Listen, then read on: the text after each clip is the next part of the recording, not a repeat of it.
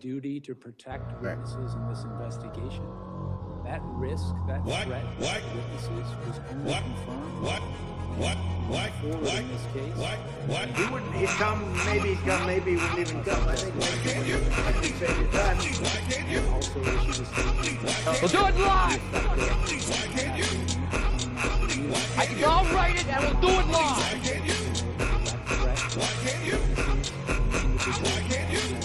It can only good happen. Why can't you? It was, in my view, completely appropriate. Hey, it's Thursday, so it's the headliners. I'm Tim. Mikey went to go get coffee real quick. We're starting early because we want to watch this. You did not see any of the discussion. There was not any. Jack Smith. Just the content that they made a call to the president. There we go. But nothing about. But before we get to that, listen to Charlie Angus. Charlie Angus here from Midas Canada, the Resistance Tour, and I watch the Bin Podcast Network. You got to watch it. Sign up, follow. Does not tell you the content of what people like and subscribe. You become felt a member. That you had a case that was one that you would win beyond a reasonable doubt, no moral certainty. Is there anything in your facts that you had that you would have used at trial that you believe has not been presented to the public in the past or have been misrepresented to the public? Is there anything essential facts that you had that you felt would have resulted in a conviction of the president on the charges that he was indicted upon? I think my report, the report of our case, the final report, summarizes the evidence, I think, in a way that is gives a fair reading of the strength of the case. And you have no question but have been successful before jury. My review of the case, I came to the conclusion we had proof beyond a reasonable doubt. We were ready, willing, and able to go to trial in the case. Of course, as I said in my opening statement, prosecutors can't control outcomes, but I felt confident. Zero, dire hound, hound of hell. Did Merrick Garland ever pressure you to bring an indictment or to do anything in your investigation? He's a pretty small dire hound. No. Did anybody else in the administration, President Biden, Vice President Harris, etc.? I was given the independence to conduct my investigation, and I came to the decision to bring charges in this case without undue influence from anybody. Hey, he's pretty small for a dire hound. hound. The case. Why did you drop the case? He's waiting on his growth spurt. Hey, Mikey, turn the sub chat on. Donald Trump were dismissed. Why? Because it worked so good last time. Department of Policy, Office of Legal Counsel said if somebody's I thought they were getting crazy over there already. I was like, oh, why? No, I'm saying I'd say, like let K eat. Let K eat. For everyone who doesn't know or does know, we're only 25 subs away from 1,000. I intend to hit that goal today. We consulted with with the Office of Legal Counsel. And they determined. I'm old now, Tim. Give me a second. Where's my button? And if the trolls want to chat, they got a sub. You had to follow the law, and that's what you did. Hey, I don't have to argue. Tim said you got a sub if you want a bitch. My job was. You don't like it? Take it up with Tim. Oh wait, you can't unless you sub. I want to thank you for your service. I think you're a great American, and you came out of this as being somebody who people can respect and look up to in a fashion that we should be instilling people's desire to go into justice, to go into law, and to go into government. You're an example of the type of person they should follow. I yield back the balance of my time. Gentleman yields back. The gentleman from Wisconsin is recognized. Mr. Smith, there's something that's really bothering me since your deposition. It's how and why you got the position of special counsel and your personal relationship with Marshall Miller. All right, so a tiny bit of context. This is Jack Smith's testimony in front of the House Oversight Committee, I believe, that Jim Jordan runs for some reason. And it's a sham. What? These Republicans, boy, they're the worst. Tim, they love the Constitution. They've been telling me that for 40 years. They love it. They love it. Let's go back to 1999 when you were working for the United States Attorney's Office for the Eastern District of New York. I'm talking Is that when you first met Marshall Miller? Ooh, Mikey, I put some new ones on there. He'd come, maybe he'd come. So after ED New York, did the two of you ever work together again prior to becoming special Fettuccine, linguine, martini, According to the bikini. public bios for you and Mr. Miller, you We don't need to hear this fucking. This guy's a backbencher. Who the fuck knows who this guy is anyway? Boring, Huey. Chief of Staff for DOJ's Criminal Division. Is that I accurate? also added this. I'll write it and we'll do it live. Yeah. Okay. Blah, blah, gay sex, blah, blah, Congress. We'll do it live. Fuck it. I would say intermittently. Oh, and one of your favorites, Mikey. Y'all just being numbnuts right now because you forget your own history. So let's fast forward. Y'all don't understand. Like, I used to be conservative, and Michael Steele was my guy. DOJ. And now Michael Steele's like, this is y'all are numbnuts. Like, yes, Michael, yes. Transcript. That's it, guys. I'm State going needs back to to the be in right. Position at DOJ. Is that correct? I'm going back. Yes. What I recall is that I expressed an interest if the right position came up, I would be interested in But considering. at that point, there's no discussion about special counsel. Is that correct? This is No. some time ago, and so I don't have a specific recollection of all these Okay, I think I did it. conversations. So you were first approached about special counsel and that role before the 22 midterm elections. And according to the deposition transcript in October of 2022, you fly to DC, meet with the AG and the Deputy Attorney General. Is that correct? Yes, I flew to DC. I believe it was Mikey, in apparently October, and checked I the met Bin's Deputy email. Attorney General, Yep, and on it. also I met the Attorney General. So in multiple conversations with your friend Marshall Miller, he never once tipped you off that the Attorney General or Deputy Attorney Hey, General pause real had quick. you on the So short list. we for watched special the counsel. fucking the Paneer Yes. and the Pollock video. Yeah. And they fucking, it's not viewable all over the world. I'm like, it's Indian food. Every fucking country has an Indian food restaurant. What are you talking about? Oh, they gave us one of those copyright things. No, it's kind of a copyright, but it's just letting us know this video can't be seen due to one or more claims. And you click on it and it's like can't be seen globally. That's stupid. Who's out here not watching Indian food videos? Like, grow up. Grow up. That ain't right. You know what, YouTube? Fuck you. Indian food for everybody. Leave them YouTube. alone. Fuck the hell off. We were so close. We were 24 away, and then Tim told YouTube to fuck the hell off, and then somehow our channel got banned. It was the craziest thing. Counsel? Yeah, I'm in jail for choking It Tim. never came up. Again, this was some time ago, but my recollection is. Too bad we can't put like a uh, counter on I here. came to Washington and I met with those I know. individuals as well as the human rights section. Like I a wish you would goals notify- thing. Marshall I wish- Miller is oh, the wait a person minute. Who set The that chat up. So he was bot. at the meetings. Was he at the meetings? Oh, the Let chat me- box can do it. Just, me see just if I to can- tie all this together. All right, let me see. You've known Mr. Miller since you were both Wait, let me do the email AUSA first. in New York. Okay. You stayed in touch over a I forget. 20-year career in federal government. He gets a job with the Biden administration, and just a few short months later, you're offered the role. The motherfucker next to him is drinking Diet Dr. Pepper. Ugh.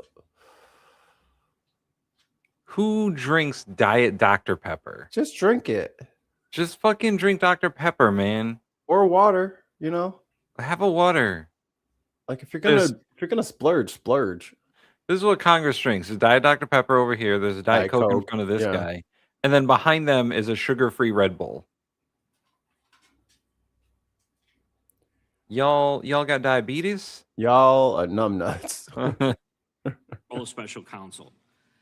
I'm having a hard time believing that Also, it looks like someone This left is their earpod case on that table behind him. Don't forget your earpods, guys. coincidence and that there wasn't a back and forth on the special counsel. So maybe you never received directives explicitly from the AG or the Deputy Attorney General, but was Marshall Miller, did he become a two-way conduit throughout the investigation with DOJ? Tell me No, about it. And I would not take direction from a political person, a political figure about how I should conduct an investigation. But you never spoke to him throughout the entire time you were conducting the investigation? No, I didn't say that. What I said was Okay. that he was, I think you asked if he was a Thank you for conduit your of question, information. Senator. He was present. Gina, why in did you recollection, send me that? Oh my at meetings. God, briefings that I had with the, Oh, Attorney man, General and what? Deputy Attorney General during my time as special counsel. I mean, I don't want to assume anything, but Mr. Miller wanted you Oh in that my position, not because you're God. necessarily the best lawyer. he ever met, pause. because of the long. Pause. Jesus Christ. Nothing is fucking sacred on this godforsaken rock. Here's Hexa. Thank you. Thank you very much. Hold on. I want you guys to fucking hear this in full stereo. Enhance. How about this? Star Trek real. Star Trek original. Yes.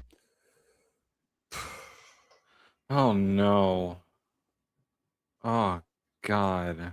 Don't you fucking touch Star Trek, Hexeth. Those two are the complete antithesis of what like Starfleet is supposed to be about. Two fucking Ferengis talking about Star Trek.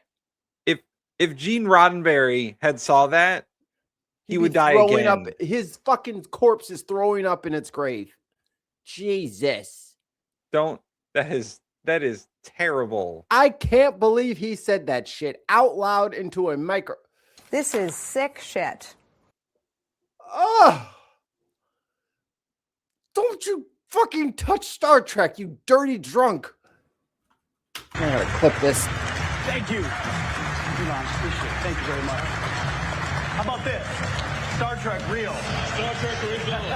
Yes. Appreciate it. Boo! Boo! Boo! I hate him. Overspilt meek. Ugh. God damn it. It's too late, McKinnon. And those are in a different folder. Yeah. I know what I'm doing.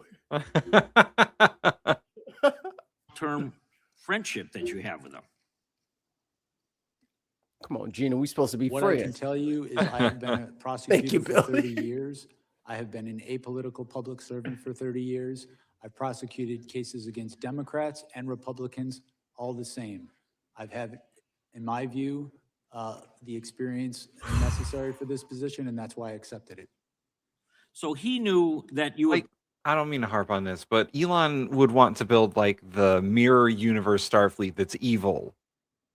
Like the mirror universe Starfleet fleet that took over the Klingon homeworld, that took over the Vulcan homeworld. Like, if you ever saw like the last season of Enterprise, they did like a whole mirror universe, like 2-part or 3-part thing. And like, it would be like Elon wants it where the humans are the dominant race in Star Trek. He doesn't want us to be peaceful. He wants the Vulcans to land on Earth and then we shoot them.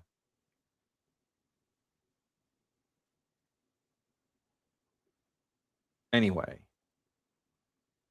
I'm actually looking through our email. There's so many fucking bots. pursue. Like, hey, you want to just give me access he to your had to have an YouTube idea. channel? I can help your You would pursue exactly what the SEO. Biden administration I'm sure you wanted, can. which was criminal charges against President Trump.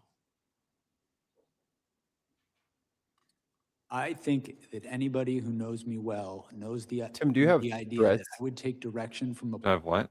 Threads, What's that? like the Instagram, Twitter. No, I don't have it. I don't have it either. All right, Gina, I'll have to send that to somebody that has I don't have it. McKinnon will send you like $10. We'll send you like he said, $10. No, we'll send you more than $10, but do it. political figure about how an We investigation literally thought should come about out. that, and I was don't like, think anybody we who could just knows me ask thinks that's McKinnon. true. Yeah, we could just Well, we could just ask Chairman McKinnon. Jordan, I think the next deposition McKinnon, we're bad at should this. be Help us. with I'm not sending you my hat, McKinnon. I yield. Gentleman yields back. I agree. Pay the man. Gentleman from Georgia is recognized. And while we are deposing Marshall Miller, maybe we can depose Donald Trump about why he chose. I think his McKinnon and personal tons of mice are lawyer going to get into a bidding war over my and, hat. The head of Tim gonna be over here with a barrel. DOJ. On January 6, 2026, the fifth anniversary Hey, yo, I like of that the tie, low-key. insurrection, That's a nice the tie. White House launched a Kiwi? taxpayer-funded website that attempts to rewrite history about what happened on that day of infamy. On January 6, 2021, there was an insurrection at the United States Capitol that resulted like in his a police officer accent dying and, the next day. Like Another 4 officers dying his by pose, suicide his in the months thereafter, the way he speaks. with at least That's old black. 140 police officers being injured by the insurrectionists. That's that great migration with black. 15 of them requiring hospitalization. He's very matter of fact. I'm telling you what the truth is. Officers, as well as on-duty Capitol Hill police officers here today. Mr. Smith, I want to ask you about this website because the Trump administration is using taxpayer dollars to lie to the American people about the events leading up to and the events taking place on January 6, 2021. For example, this Trump look into the propaganda camera and site say meek. claims that the 2020 election was, quote, stolen. Mr. Smith, did your investigation uncover evidence sufficient to prove beyond a reasonable doubt I don't want to be a Donald star. Trump Shut up. knew that his claim that the election You want to be a star, don't you? false? Shaking your shoulders and shit. And did your investigation uncover evidence? Why don't you sufficient to listen? prove beyond a reasonable doubt that Donald Trump publicly claimed that the 2020 election was stolen from him, while he privately acknowledged that he had lost the election? Yes, we cited instances of that during in our case. That's But some yet weak here shit. we see that on the 5th Behind closed anniversary doors, of the knowing damn well you insurrection, lost. the Trump White House propaganda machine is still promoting the stolen election theory on this government. Yo, he said that webpage in with a Davos, text man. He's box like, I won titled, in quote, 2020. They stole it from fraudulent me. Election, Really? stolen Yeah. election certified, end quote. The site also has I'm a not- subsection reading in part, quote, I could not FBI to watch his stupid ass entrapment talk operation more. I'm like, exposed. I need to sleep. Mr. Smith, Yeah. did your investigation develop any evidence to support the allegation that the FBI entrapped insurrectionists into committing crimes on January 6th? Jesus Christ. A report released today Our shows that Grok investigation generated revealed approximately 3 Donald million Trump sexualized images in was the just person who 11 caused days. January God. 6th, that it was foreseeable to him and that he sought to exploit the violence. Why am I single? Oh, let me This check out website your also Twitter page. accuses Ew. you of being a, quote, Biden prosecutor who Alert the brought, Women Network about quote, you. weaponized charges against Mr. Trump. Mr. Smith, were you a Biden prosecutor who weaponized the Department of Justice against Donald Trump? Absolutely not.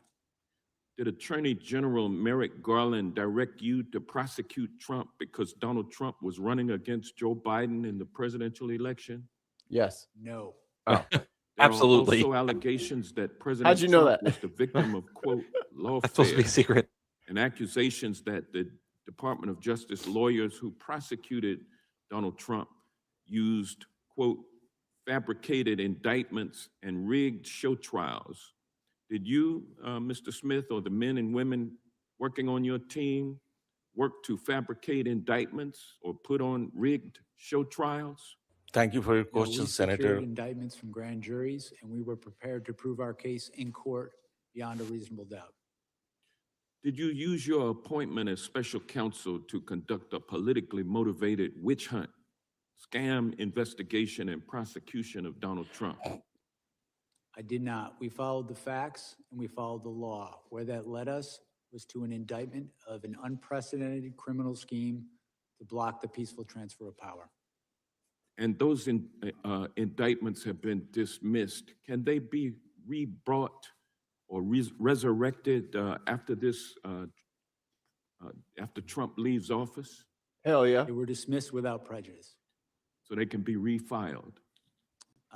And he can be prosecuted after he leaves office, is that correct? I'm not going to speak to that. I can only speak to what we did, which was dismiss the case Fucking without shout out to All right. Jack Smith, still Website not put out picking by a the Trump side. White House on Yeah. the anniversary of January. He's like, I did have January facts, 6th though. is nothing more than a pack of lies. It proves that Donald Trump is hell-bent on misusing taxpayer dollars in a feeble attempt to rewrite his criminal history and the history of what happened on January 6, 2021. And with that, I yield back, but I would like to, Mr. Chairman, offer for the record Unanimous consent? unanimous consent, a statement from Cybersecurity and Infrastructure Security Agency released on November 12th, 2020, that states the November 3rd election was the most secure in American Without history. objection. And There also we go. testimony from, I would like to request unanimous consent to enter into the record the September 24th, 2020 testimony of Trump's former FBI Director Chris Wray, who told the Homeland Security Committee of the Senate that the FBI had, quote, not seen or historically had any kind of coordinated national voter fraud effort in a major election. Without objection. And last but not least, Mr. Chairman, I'd like to ask unanimous consent to enter into the record this article titled "Disputing Trump, Barr Says No Widespread Election Fraud." Without objection. The gentleman yields back. The gentleman from Texas is recognized for 5 minutes. Thank you, Mr. Chairman. Mr. Smith, on November 18th, 2022, A.G. Garland appointed you as special counsel. Can you tell me about your swearing in or the oath of office that you took after that? I don't recall the specifics of it. I know I was sworn in. I don't recall the specifics of how that was done. You don't remember who swore you in? Mikey, we're going to go back to a more interesting portion of this. Taking the oath of office is a legal requirement. Who wanted him to win the election? These included state officials, people who worked on his campaign, and advisors. I will say, however, with respect to the charge of insurrection, we did not charge that. As I set forth in my report, well, I believe that there is, courts have found that that was an insurrection and that there's a reasonable interpretation, a reasonable prosecutor could interpret the evidence to support that charge. I chose not to do that, looking at the facts in the law. I thought the charges we brought were appropriate, given the evidence that we had. Thank you, Mr. Smith, for your decades-long public service and for working tirelessly to uphold the rule of law. Those who attack and smear you and your team in order to protect Donald Trump should be ashamed of themselves. That light tapping noise is Jim Jordan fucking banging his hammer because he's an idiot. Yield back. Gentleman yields back. Gentleman from California is recognized. Mr. Smith. Shut your ass up, Jimmy. Do you see criminals to my left? Hell yeah. Yeah. You don't see any. I Do mean, you there's see probably some people over there who are That lady's committing like, crimes because they continue to believe things that just aren't true? That's paraphrasing Ronald Reagan, that liberals aren't stupid. They just know things that don't happen to be true. If the president believed you, that he was cheated in an election, that there was fraud, or in some other way, a number of items led to his defeat, when in fact, Hey, I mean, if you're going to have an enemies list, that's not a bad one to have. Yeah. That's McCarthy, Jim Jordan, Mike Kelly. Fuck Mike Kelly. Oh, Gomert. Marsha Blackburn. Yeah, Blackburn. Lindsey Graham. Fuck that guy. Haggerty, Hawley, Ron Johnson, fucking Yosemite Sam, Foghorn Leghorn Kennedy. Mike Lee. Rick Scott should already be in jail. Yeah. And Mike Lee, grifter of all time. Mike Lee was on the fuck this guy list from Unbox last year. So yeah, fuck that guy. Yep. Don Sullivan.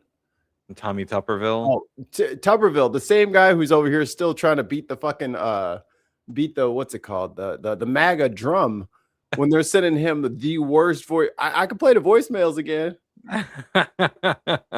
That's where we got fucked the hell off. Oh yeah.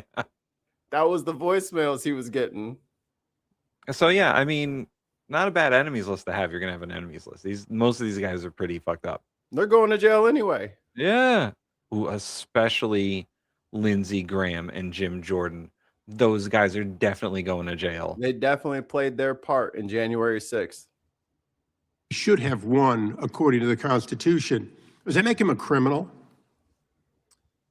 Huh? Sir, defeat when in fact he should have won according to the Constitution.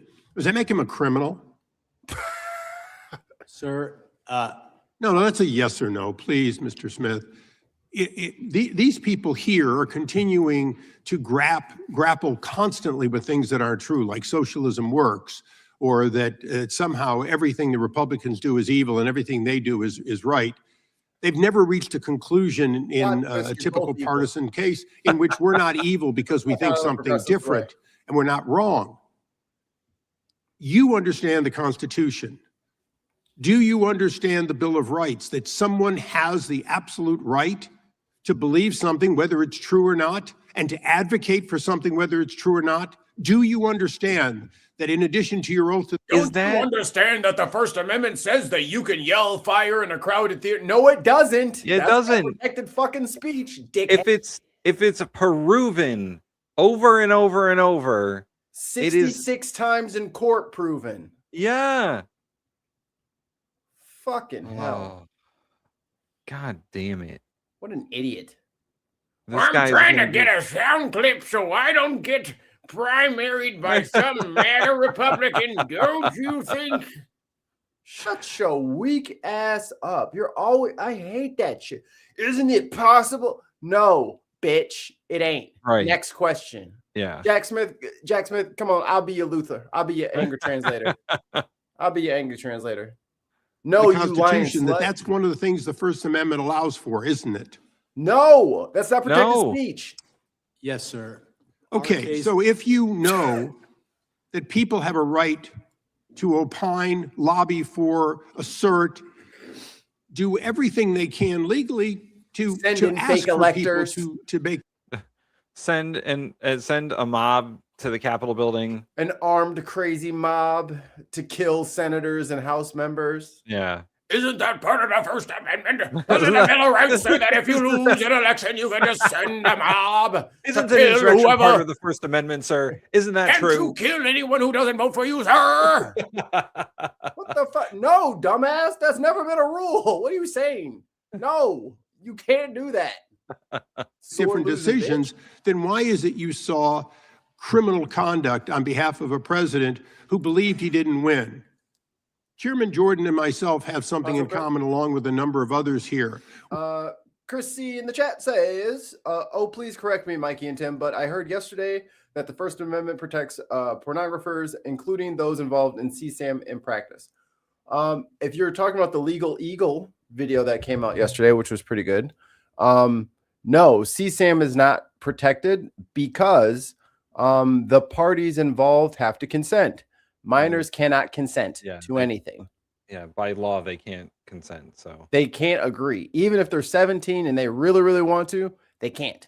Legally, they are not they are wards of their parents until they are 18. And then they can make their own decisions, and then they can be prosecuted, and then they can owe debts and all that stuff. But until they're 18, nope, can't do none of that shit. So doesn't matter how they try to spin it. You know what I'm saying? The child can't consent. It doesn't work that way.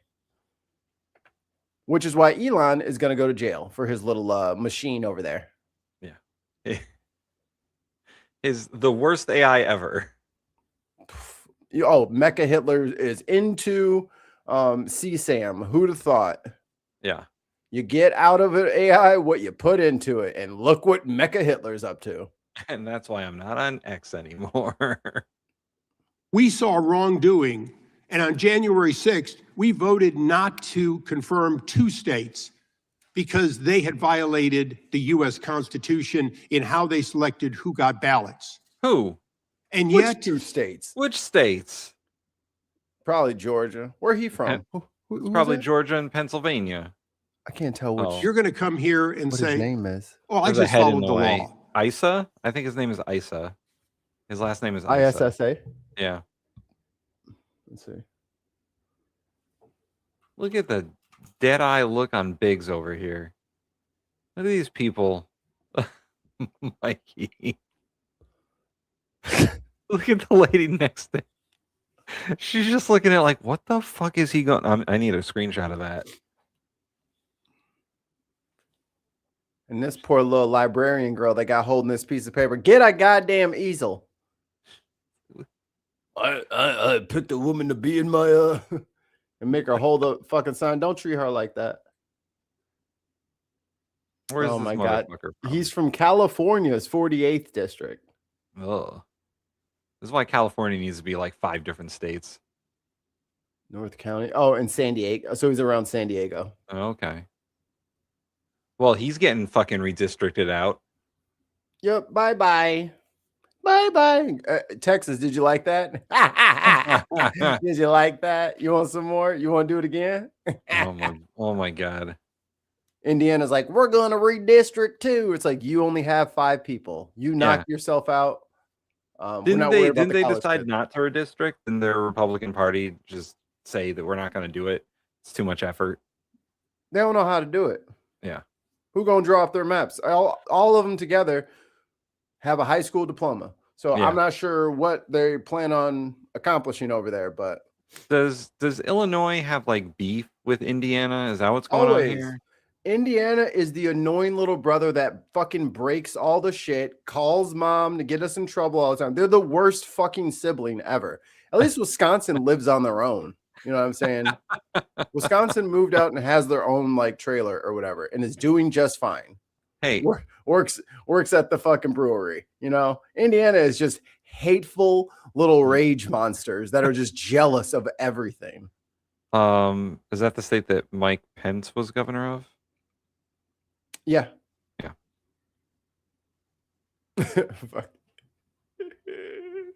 ISIS. Yeah, that's his name. What's his When you went nationality? after these people and you said, well, technically I can do that, you didn't see any selective nature or any separation of powers under the Constitution to spying on the activities and the conversations of the Speaker of the House? To what end would conversations between the Speaker of the U.S. House, third or second in line to be the president, and the president, in what basis Tim, would guess it where be he's any from? of your business? Where? Lebanon. Oh, really? Mm-hmm. So he can't be president. He's born in Ohio, but he is of Lebanese immigrants. Oh, okay. Okay. Other than you believe that there was a conspiracy without conspiracy as a basic premise. You, like the president's men for Richard Nixon, went after your political enemies. Wait, what? Maybe they're not your political enemies, but they sure as Is he saying that Jack Smith is like Richard Nixon's guys who broke into the Watergate Hotel? You're the one doing Watergate. I know. Oh boy. How you going There's so many things wrong with that statement. You can't play. He's the prosecutor. You can't play the Watergate card on him. If you had really Biden have no up, idea what the hell he's talking about. maybe if you had Biden up there, he could call him. Yeah. Not The Watergate guys were like party guys. They were Republican Party guys. They weren't some prosecutor. They weren't a special investigator. They were just party guys breaking into a hotel to see what they can find. Yo. Idiot. How much we paying that motherfucker? 6 figures to be this fucking stupid? Like, Tim, we're gonna have to just start running for fucking office. Yeah. Y'all just being numbnuts right now because you forget your own history. Greg, $2. Attacking the Lebanese is homophobic. Or is it homophonic? Homophonic. It's the same syllable. Oh boy. No, I love Lebanese people, but he does not look like a standard issue white dude. It's like, you look like a brown person. Yeah. You is a brown person. I was right. hell were Joe Biden's political enemies, weren't they? They were Harris's political enemies.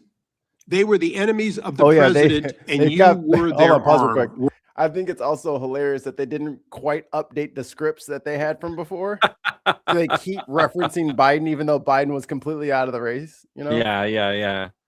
Those you wanted to Harris win the election in 2024 for Joe Biden. How dare you? Yeah, you tried to get Biden in on 24. It's like, I don't think even Jill Biden wanted that. Weren't you?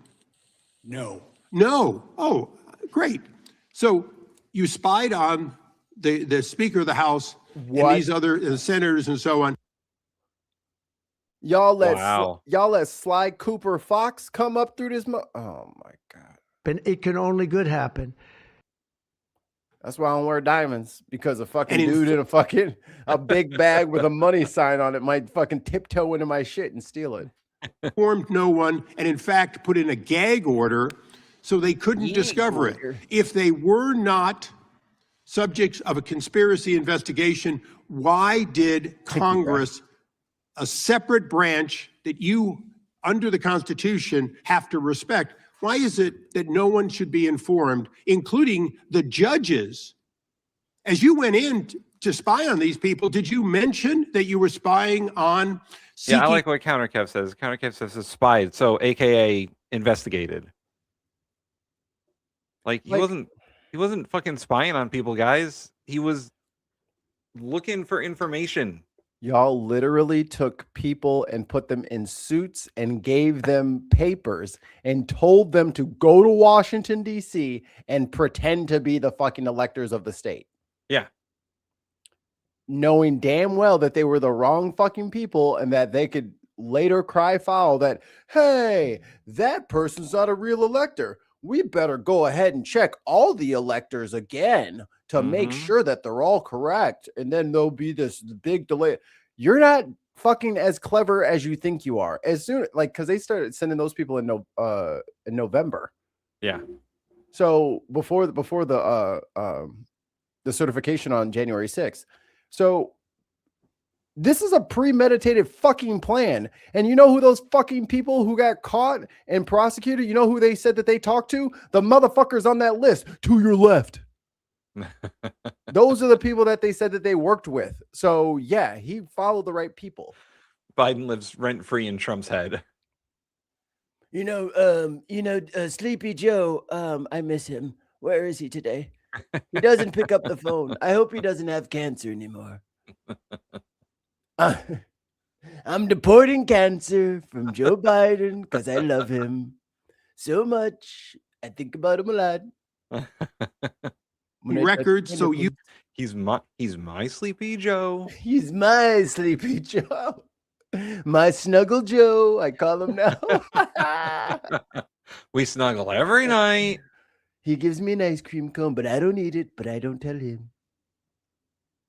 You could find out about when conversations occurred between the U.S. Speaker of the House and the president. Did you inform the judge or did you hold that back? What? My office didn't spy on anyone. Wait a second. The question I asked you, Mr. Smith, was pretty straightforward. Did you withhold that information from an Article III judge in the process of taking the records of the Speaker of the House? We complied with Department. Did you hold back Mr. Chairman, would you please instruct the gentleman to allow the witness to answer the question? It's not your time. I'd like my time back. Mr. Chairman, you have repeatedly done that in the past. The witness has the right to answer the question. And there'll be due time to answer the question. Would you please put my time back and let me finish this? Yeah. You're just yelling at him. Mr. Smith, I asked you a question and you were not responsive to it, and I want you to be responsive. All of you little trolls out there and all these little fucking insecure men out there, stop saying that women are so fucking emotional when Issa is having a full-on meltdown. Bro is crashing out on fucking camera in front of everybody for literally no reason. The guy is there to answer your questions, and you're so hopped up on fucking Trump's farts huffed directly into your brain that you just don't I get the performance part of it, but this is just so sloppy. Yeah. So sloppy. Yeah. Well, answer the question, yes or no. He is, dumbass. So Shit. he said that Jack Smith is not responsive to the question. So let's see. I rolled it back. Let's see. You went in to spy on these people. Did you mention that you were spying on seeking records so you could find out about when conversations occurred between the U.S. Speaker of the House and the president? Did you inform the judge or did you hold that back? Third question. My office didn't spy on anyone. Wait a second. I answered the first one. He was going to finish answering the question, and then the dude was like, "No, that's not the answer I want." It was a three-parter. Yeah. So let's the first part. Let's see. The question I asked you, Mr. Smith, was pretty straightforward. No, it wasn't. Did you withhold that information from an Article III judge in the process of taking the records of the Speaker of the House? We complied with Department. Did you hold back Mr. that Chairman, would you information? please instruct the gentleman to allow the witness to answer the question? It's not your time. I'd like my time back. Mr. Chairman, again, you have please. repeatedly done that in the past. The witness has the right to answer the question. And there'll be due time to answer the question. Would you please put my time back and let me finish this? Put my cane back. Mr. I'm Smith, not done shouting. I asked you a question. My You were not fifis are responsive all to it, and I hurt. want you to be responsive to it. Did you, whether you think Jim it was Jordan just legal got or back from not, the whether you fucking think it was bathroom. right Way or to not, go. did you withhold? Hold on, back it up.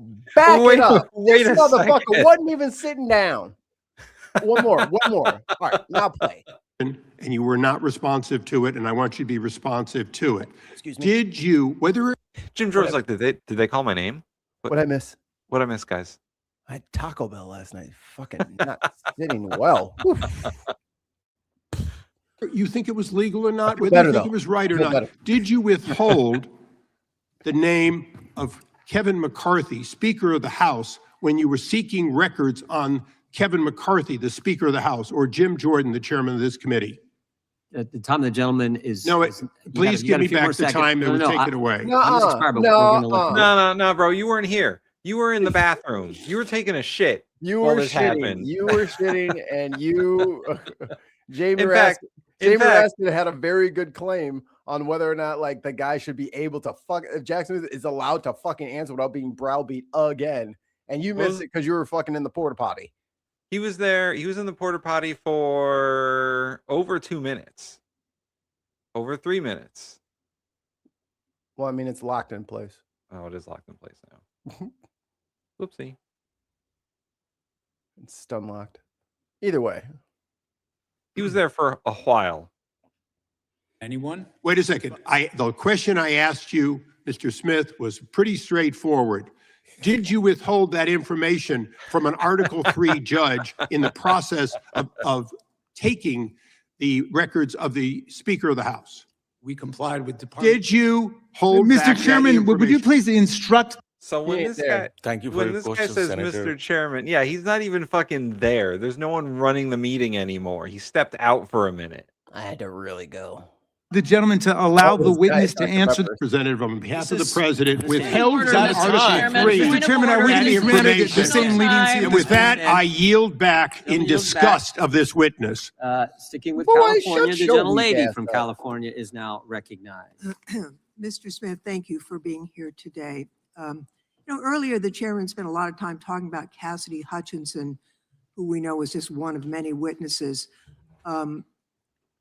It's important to note that there was testimony that she was told something by Mr. Ornato, not that she had personal knowledge. And of course, Mr. Ornato was of very questionable veracity. We had a testimony from a Metropolitan Police Department official about an argument, a big argument that the president was having about going to the Capitol. And in fact, the vehicle was delayed going back to the Capitol while that argument occurred. But having said that, I want to focus on something my colleagues across the aisle seem to want to ignore. grabbed up the The Secret fact Service, that your "Take me over there," investigation and they're into like, President Trump's no. attempt to overturn the 2020 election was built on testimony from members of the Republican Party. In Yeah, fact, Trump last has week, it. the New York Times published grand jury transcripts. And then Trump grabbed the keys, like, "I'll drive over there myself."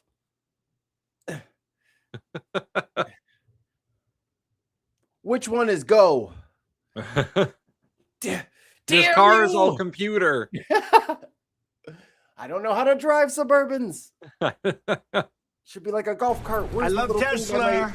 There should be a little thing between my legs that control the speed. Where is it? He'd come, maybe he wouldn't even come. I think. Ugh.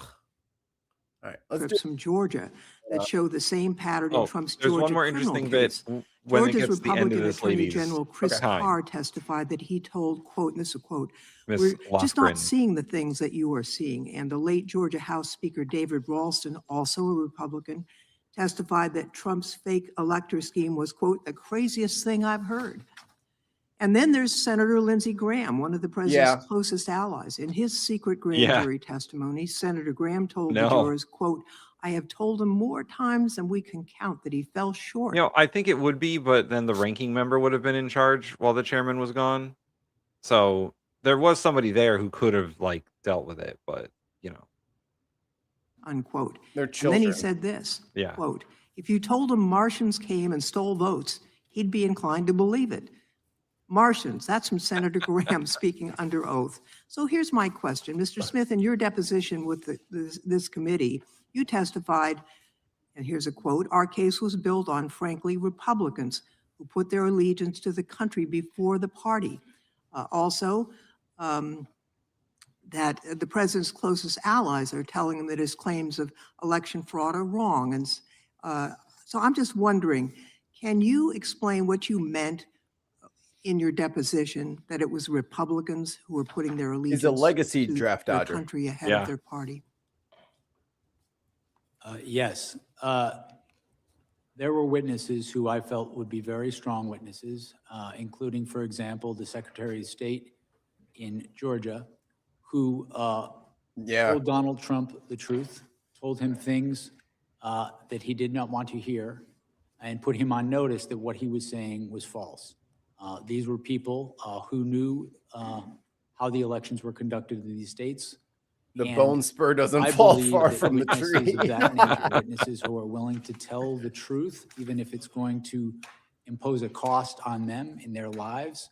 My experience as a prosecutor over 30 years is that witnesses like that are very credible, and that jurors tend to believe witnesses like that because they pay a cost for telling the truth. In terms of the grand jury testimony that's now been released, the fact that Donald Trump, according to Senator Graham, would believe that Martians stole the election, what does that tell you about Trump's state of mind? Oh, he crazy. Oh, he's fucking Nuttier than squirrel shit. That statement is consistent with what we found in our investigation, in that our investigation revealed that Donald Trump was The lady in not the red looks very looking for perturbed. honest answers Yeah. about whether there was fraud in the election. He was looking for ways to stay in power. And when people told him things that conflicted with him staying in power, he rejected them, or he chose not even to contact people like that who would know if the election was done properly in the state. On the other hand, when individuals would say things that would allow him to stay in power, no matter how fantastical, he would latch on to those. That pattern, over time, we felt was powerful evidence that he, in fact, knew that the fraud claims he was making were false.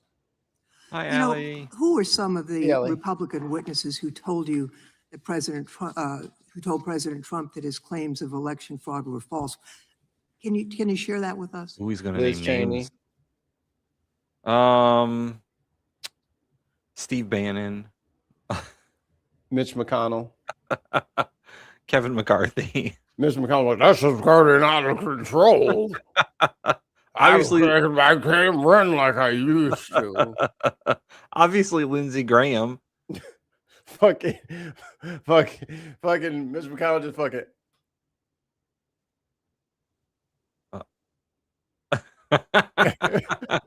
He tried to get out of there and fucking. Oh, Mikey, we got Allie gifted 5 subscriptions, 5 memberships to the bin.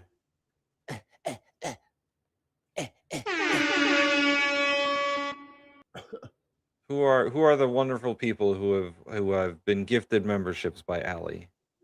Who are they, you ask? I could tell you that right now. You think I won't tell you? I don't think you're going to tell me. I could say it right now. It is. Move it over. I'm getting old.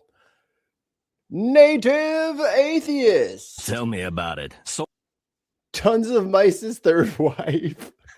Ooh, I'm getting a spice attack. 46 MD. Thank you for your question, Senator. Helen Wilkes. And Z Stroke 2. I am full, but I can't pass up this great opportunity. Well, how much? Thank you, Allie. You are the wind beneath our wings. You're the meek that keeps us all together. Thank you so much. Hey, line starts back here, Chico. Thank you, Allie. There were a range of witnesses They ranged from people on his Names. campaign, Names, team Smith. who had wanted him to win, being were nice. employed to help him win the election. They included state officials, state Republican officials who wanted him to win, voted for him, campaigned for him, asked him and his co-conspirators to provide evidence to support their claims, and invariably they never did. It included officials, advisors, people he worked with Jim, in shut the the White fuck House up who over he there. relied upon. Yeah, stop banging for that fucking important gavel. decisions and who he trusted in other Let him finish his answer, you fuck. We felt we had strong evidence from a variety of sources. Time of the gentle lady has expired. Mr. Chairman, with my fellow Californian, you were allowing the witness. Yeah, it's a to good answer. question. Isn't that grounds to let him answer? I've given him 30 seconds extra, the gentle lady 30 seconds extra. If the gentleman can be concise and finish up here quickly. He would have been done if you would have stopped And tippity-tapping the just whole conclude, fucking Tim, time. We felt that constituted powerful evidence of the knowing falsity of his statements in furtherance of the fraud. Mr. Chairman, I would like to yield back, noting the presence of officers who were severely Got attacked, nothing to yield back. You're a minute Um, over. The gentleman from protecting Texas. our lives on January 6th. What a fucking asshole Jim Jordan is. Christian says, I want to do some research because Trump attacked those who fought in World War II by basically saying without America, we would be speaking German now. The U.S. only got involved in World War II when Japan touched her boats. Because we were fully Americans. If you don't know this part of fucking American history, we were just going to let Europe figure it out. Yeah, we were going to make a deal with the Nazis, actually. And so when the Jews were like, please, can we have safe harbor in your country? We said no, we're not involved. This is a Europe problem. Yeah. And we gave arms to the UK and to the Allied forces because we were supplying arms to the UK and the Allied forces. Japan hit us at Pearl Harbor. Hawaii was not a state yet. They never attacked American proper, right? It was a U.S. territory. It was a U.S. territory. Well, I think it was, territory as in we went in there and fucking put a military base on top of their fucking island. Yes, it was part of America's imperialist expansion, but that's where we got attacked. Like America has never been assaulted by a foreign enemy except for the British. Yeah, Maybe the the Japanese French. did attack specifically the Pacific Fleet. Yeah. And then that's what that is what spurred our entry into the war. So Trump, who knew it, doesn't know fucking history. Yeah, and we didn't even join the war in Europe until Germany declared war on us first. Right. Like we were like and then perfectly D-Day. fine to fight the Japanese, but then the whole thing just happened, and at the last minute, just like in World War I, at the last minute, America showed up Mm-hmm. and was like, "Hey guys, what's going on over here?" What's going on in this chat? Yeah. So I have a couple of good things for you. Would you like Tim, how much do you know about maps? About what? Maps. Maps? Like, you a big map guy? Not a huge map guy. I know maps, but do you know what a Mercator projection is? Not even close. Okay. We're going to do a little nerding out with Mikey. Okay, guys. So this right schmear, if you took the world and spread it out in a big sheet, if you just cut us from pole to pole around the prime meridian or something like that and just flattened us out, you'd get a Mercator projection. And all of these different kinds of maps like this one and all these, they're all essentially called projections, right? In the map reading sphere. Let's see, the Mercator projection created by Gerardus Mercator in 1569 is a cylindrical map projection that makes lines of latitude and longitude straight and perpendicular. How hard is that? You just fucking you just put it across the thing. Ideal for navigation because it shows true compass bearings as straight lines. However, it drastically distorts the size of land masses, inflating areas near the poles like Greenland to appear much larger than they are, making it inaccurate for portraying relative sizes. So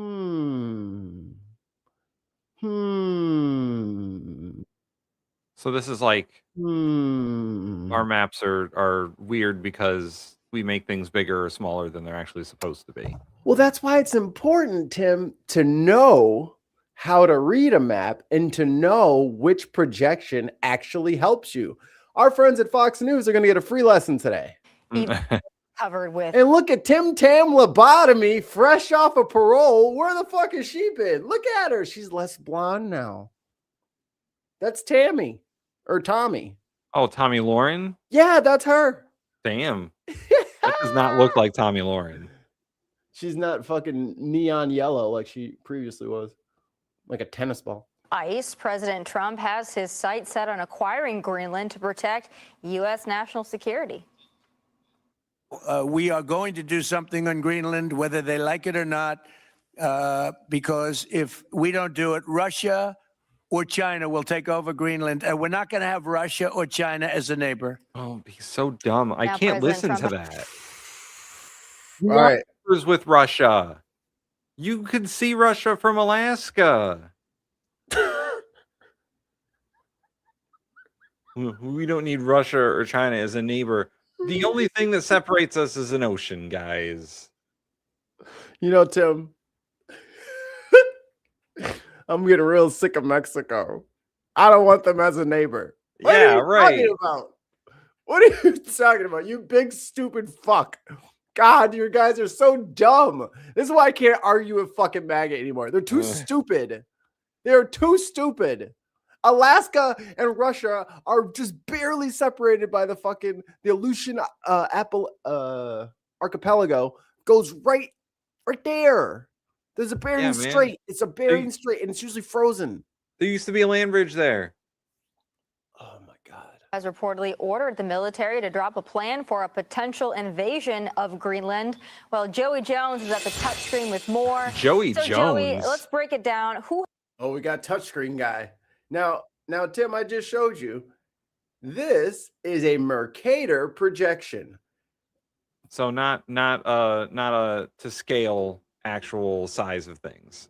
All projections have distortions. All of them. There's one map that doesn't extend or stretch out any of the areas, and it looks like if you unwound a baseball and then cut it in half and then put the pieces next to each other. Like, it's very slicey and very hard to really track down or navigate it. So this is the worst possible map for this application. Yes. has control of Greenland now? Yeah, well, the Danes have control of Greenland, Denmark. So Denmark has what we call, they're responsible for basically their economy, their defense, their diplomatic policy. But Greenland itself is an autonomous territory of Denmark. And what that means is they control basically their domestic policies. They have their own government, and they've actually been working towards independence since 1979, really was when they started what they call I bet you if I Google that shit right now, Greenland history, those are the bullet points that he's reading to us right now. Autonomous control or self-rule, and it's been working that direction. And so the reason why we want to look at this is a huge, almost continent. It's the largest island we have. And so as you look at it in respect to where we are in North America, it is huge. But if you look here. No, it's not. It's not that big. It's not that big. It's big. It's a big island, but it's not bigger than fucking Canada. Hey, Native Atheist. Native Atheist says thanks to Allie for the membership. Here, the green area, that's where it's populated. There's only about 57,000 civilians here. And then these little dots, they represent a couple of different things. They're both our military bases, like we have one, which is our Space Force base. And then you also have the Joint Arctic Command of the Danish military here. The rest of these are where a lot of their rare earth minerals and... oh, that's important to note. Yeah. The opportunity to make money places are that we're looking at. Greenland's economy kind of just depends on fishing right now, and so Denmark actually supplements that. So when we talk about acquiring Greenland, that would be a part of the conversation. Boy, all right. He's going to make me do it. So, Joe, you kind of touched on this a little bit here already, but in terms of my man is wearing brown sneakers with a black suit. I'm so fucking done with y'all. Y'all are so lame, bro. Location of Greenland, why is it so strategically significant? Tim, this is the best part. This is the best part for the United States. Everybody in the chat, buckle the fuck up. This is why I have no problem debating anybody from any right-wing orbit. Listen to this. And our national security. Yeah, I mean, it's kind of self-evident, right? I mean, brother.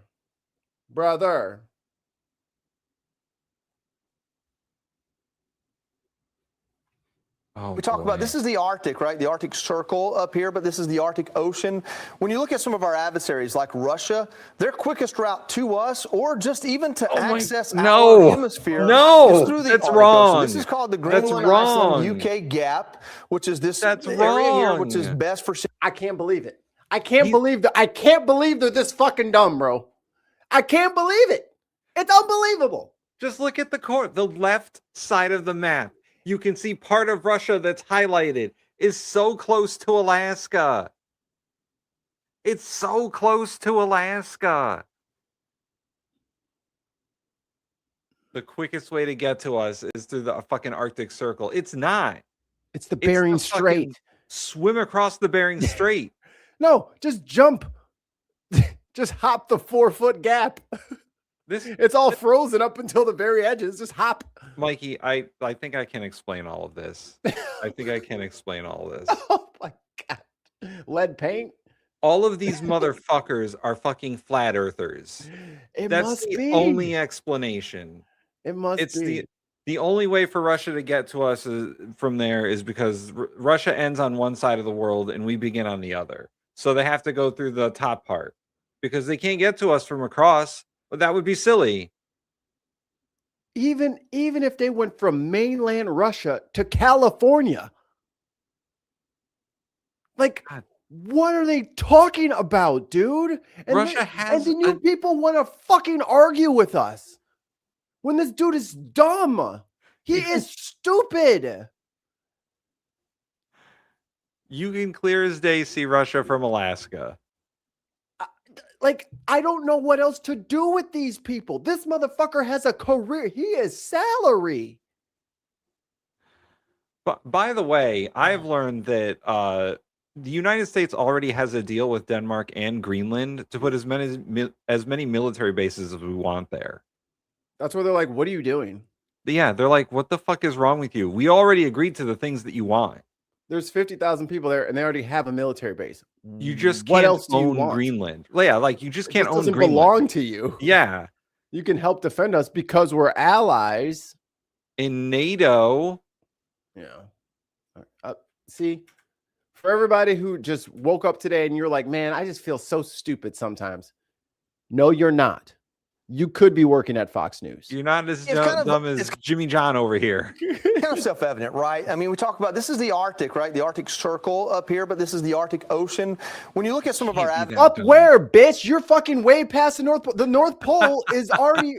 Oh, my God. Areas like Russia, their quickest route to us or just even to access our hemisphere is through the Arctic Ocean. This is called the Greenland, Iceland, UK gap, which is this area here, which is best for ships to They also have a transport. Baltic fleet in the North Sea. If they wanted to attack NATO, that's where they would do it, guys. It's right there. I mean, that fleet has been fucked with by Ukraine a whole lot. But it doesn't... back-breakingly stupid to talk like this. It is. He can't be that dumb. I couldn't carry this much stupid up a flight of stairs. He cannot be that dumb because he must be lying. Oh my God. One is economic and merchant ships, those kind of things. The other one is military. You got to be able to monitor this, and it's hard to do that from over here. It's hard to build. Oh my That's why we have a base on Greenland. Is he lying or is he stupid? Put in your votes now. He's so He's so stupid. He cannot be that stupid. This isn't like a war podcast. This isn't a war show. Brother, I've played GeoGuessr. Oh my God, dude. Firm structures on a base that's back here, which is where our current Air Force only base is. No, that's not even true. And it's the top of the fucking bowling ball, stupid. You can see a lot further than it looks, but you have the fucking wrong map projection up there. That makes it look like Greenland is the size of fucking South America, which it is not. Now, for fuck's sake. Now, Mikey, ignoring this poor man's stupidity or his just willful ignorance. God. What is the actual size and location of Greenland in the square world? Miles? Yeah, like where is it really? How big is it really? And teach this poor dumb man something. Okay. 836,000 square miles. But 80% of the island is covered by a massive ice sheet, which is why people live on the bottom half. So it's like 3 Texases. It's like 3 Texases? Yes. Roughly the size of Western Europe. 6 Germanys. And if it were like on a globe. Oh, you want the Google Earth vision of it? Yeah, let's Google Earth it, because like I think people need to understand. Like, this is so moronic. Like, we're going to talk about another moron here in a second. But this is embarrassing. Like, you should not say this out loud in front of other people. And if you see someone saying this to other people, you slap them. You slap their lips. No. You slap their lips because you want to punish their mouth for being dumb. You punish the mouth. Shut your stupid mouth is what you tell them. Your stupid mouth is open. You tell them no. That is a Let no. them do that. Okay, good.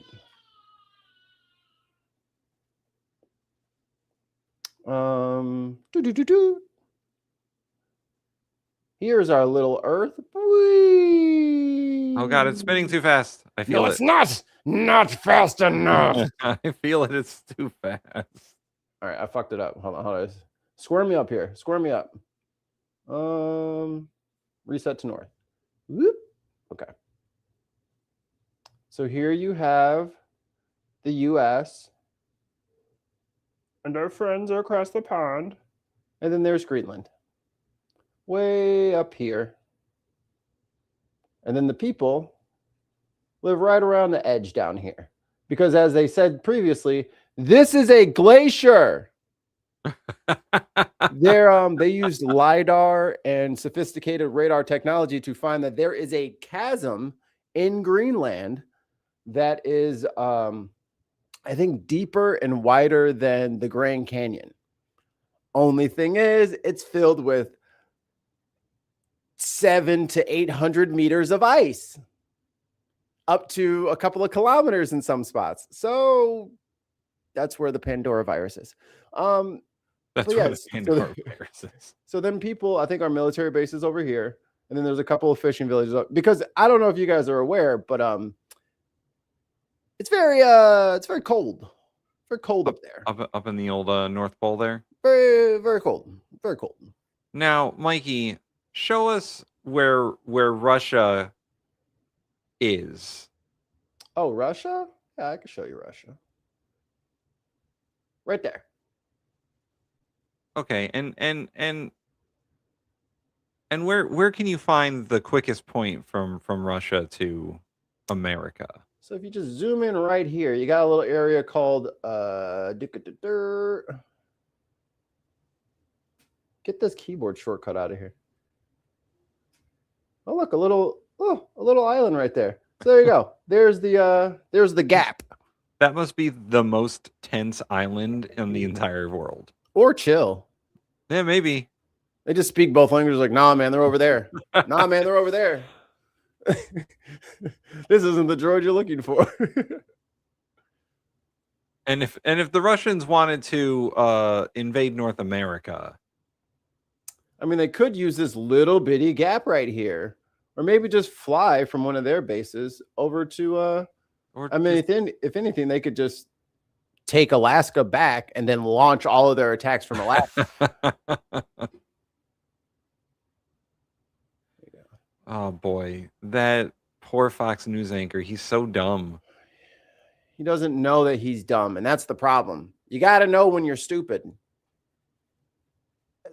And so this idea that if Greenland were all American territory of some sort, United States territory, our eyes looking at our foes would be a lot easier to do. That's very sensitive and very important to pretty much everyone that we consider to be someone that's not our friend. So just not only the size of the continent and the fact that it's in the Arctic, which is the next untapped resource from everything from oil and gas to rich minerals to even... No, no. We don't need to keep the ice shelf as it is. Let's melt that shit. Yeah. Let's get all that extra fucking ice in the water so it can just raise the sea level even more. That is the last thing we fucking need is Americans up in Greenland pulling shit out of the ground. Last thing we fucking need. Research. I'm sure that's one of those other things that like Exxon's going to be like, no, that's not for us. How many billions? No. That's a lot of cash. Strategic placement next to not just our friends in Europe, but obviously our foes in Russia and China. Joey, you briefly touched on the shipping routes. He's Joey Joe. Can you show them and talk to us about why specifically they're important for the U.S.? Now, you got to understand, maps are sometimes out of perspective. That's why we tried to blow up Greenland. Oh, you don't say. Oh, you don't fucking say. Well, why the fuck would you use a Mercator projection when it is the worst projection to use? It only distorts the poles. Greenland is goddamn North Pole south. It is the south side of the North Pole. Worst fucking map. Even this map disproves their fucking we're the closest way to Russia to get to us is through that. Like, you can see clearly in this map, Russia touches Alaska right there. I think Chris C said it's 55 miles from Russia to America or to Alaska. Yeah, 55 miles. And Greenland is 1,600 miles away from the U.S. mainland. Like, what are y'all talking about? Well, blow up the picture of Greenland and show you how important it is. So when we look at this, we're taking a large look, looking down onto the Earth. And so what you see here is this entire North Asia here is Russia, right? Here's North America. So it might be hard to kind of see that right away. And then you got the Arctic Circle in between. So these shipping routes, some of them are not there yet, like the Transpolar Sea Route, which would be the easiest from Russia back around. That doesn't exist yet. That's in the Arctic Ocean. But these other two, the Northwest Passage and the Northern Sea Route, these are being used all the time. And as you see, these two go around each side of Greenland, especially the one that comes through Canada here. And so these routes are how commerce is done around the world. And to have some sort of a say in that and to not be able to be pinched off as the United States from bringing things in from the north, that's a big deal. And also our ability to get things to and from, a United States state, Alaska, is an important part of this too. Not to say we're going to go. How do you bring up Alaska and not realize that fucking Russia is right across the Bering Strait? Oh my God. So dumb. They only repeat fucking Stephen Miller talking points. God, just so dumb. It's literally right there. And he's like, well, God damn it, dude. Use your fucking brain, please. United States state, Alaska, is an important part of this too. Not to say we're going to go at war or be at odds with Canada anytime soon, but we have seen in the last couple of years, sometimes President Trump uses tough rhetoric with Canada, and sometimes we get into a tussle with them, and we may want to have more access or more control in that region. Yeah. Wait, Joey, what? Can you Wait, describe what? Is this dumb motherfucker suggesting that we need Greenland so that we can access the shipping lanes, because we might be enemies with Canada at some point. Yeah, and we're gonna, or we got to protect our lanes to Canada. Or we can use Greenland as a launching pad for a different front against Canada. Canada, just take the northern states. Just do it, man. Just take us. All right. We'll be a province. We'll put our milk in bags. I don't even use that much milk, so I'll do it. God, yeah, he loves the uneducated. You're right. God. Not Greater Canada. Stop. Russian military presence. Yeah, already this in the is region. this is quite amazing. Karn is gonna be like, you know what? We're keeping Washington. Hey, when you think about it. So what about us? again, we're using maps here. You got to use your imagination a little bit. This is not flat. This comes up to the Arctic Circle. This all Tim, it gets worse. It gets worse. How could it comes to the possibly top get of the worse? sphere. So if we draw a line and just consider this, the north part of the approaching the Arctic Circle. Look at all of these Russian military bases, hundreds of them. And in those Russian military bases, which are on Russian land, but incredibly close, if not in the Arctic Ocean and Greenland, which is incredibly close to us, we look at some of the assets here, and that's where we start to take notice. Their naval assets. All of those bases are closer to the United States than Greenland. Oh, because the map is distorted again. He's so dumb. He's so fucking dumb. That's here. Think a lot of their nuclear submarines, things of that nature. You can see Alaska behind his fucking arm. He's so fucking stupid. And opportunities to cross the Arctic Circle and get to us really quickly. Again, what it comes down to is Russia is a northern country. Of course, we're going to have more going on up here. What can we do to monitor this, to combat this, to deter this? What we're already doing, I hope. We had the nuclear missile crisis in Cuba because they were trying to get closer to us. Well, if we owned Greenland, that's not a problem, because then that's our territory and we can put whatever we want there. Not to say we can't in some ways already. What are you talking about? Just jibber jabbering. We could park our nukes up there. That's a great idea. For what, bitch? We can shoot them from fucking the middle of Kansas and hit anywhere on Earth. What are you talking about? We literally have a missile detection array that spans across Canada for that specific reason. Again, and we can launch nukes in the middle of the country. Intercontinental ballistic missiles, ICBMs, don't need to be 500 feet away from the target. If you didn't know, they're in suborbital fucking launch trajectories. They touch space. And if you touch space and then come down with great ferocity, it doesn't matter where they're at. You're moving at Mach 30. Yeah. It doesn't matter. You're traveling across continents in a matter of minutes. So what are you talking about, weird fuck? Learn how rockets work and learn how to fucking read a map. But it really makes strategic sense. And what's right below It doesn't. Russia in this area, we have, another big foe. So this idea that Nepal and Mongolia are next big foes. He's not even pointing it. He's pointing outside of China there. And then India.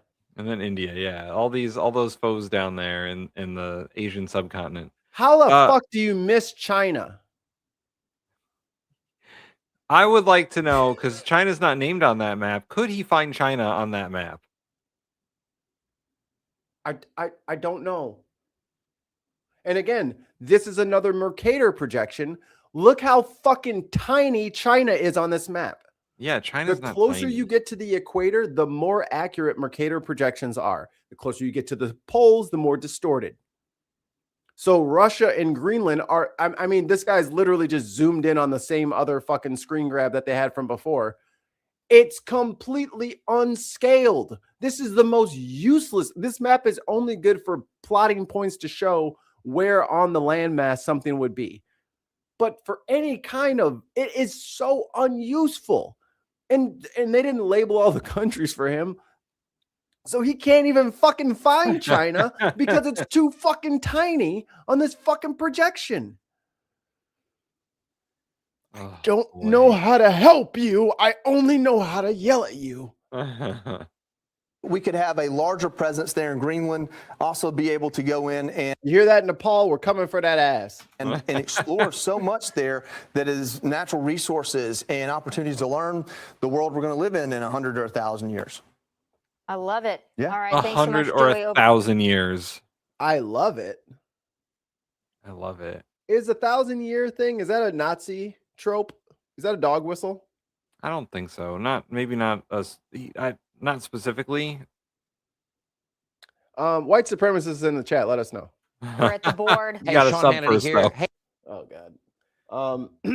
We're gonna talk about more smart people. More smart. Oh, actually, let me do this first. Hey, very, very, very, very, very, very serious thing. If you live in the Midwest or on the East Coast of America, you need to prepare your home. We have a very, very serious storm coming in. I'm not joking. This is not a joke. Yeah, snow and ice. This morning, urgent preparations now underway as more than half the country braces for what could be the most crippling storm in years. The system will stretch some 2,000 miles from the south to the northeast, potentially bringing dangerous ice and feet of snow to millions over the weekend. Emergencies already declared in the Carolinas. Forecasters there warning this could be one of the most historic ice storms in modern history, with the potential for 12. See, I knew. Yeah. See, I knew it. I knew it was a fucking dog whistle. Thank you. I knew it was a fucking dog whistle. And also, oh, sorry. Yeah. 5 British pounds super chat from Allie. That's over. There are plenty of things that are bad and wrong. So the USA removed military from Iceland and Europe. Russia was in Europe. Russia was emboldened, invaded Crimea, and overflying to UK and Iceland. Yes, I agree. Yeah. Because they're stupid. Straight hours of freezing rain, weighing down trees, causing widespread power outages. Another factor, brutal cold. It could feel like 35 below zero in Chicago this weekend. This post online warning about. That's pretty close to what it is in Celsius. I don't even have to do it. Mikey, I was going to ask you about this, the exploding tree thing. Is that a thing that you deal with? I've never seen it, but I've heard about it. Jesus. Exploding trees has gone viral, So cold that the describing trees how explode. extreme cold can make sap freeze and wood contract, causing trees to suddenly split. Jesus. Because if there's a big pocket of sap and then it cracks the wood around it, then it just kind of. Yeah, that's crazy. The predicted snow and ice threatening to bring travel to a halt.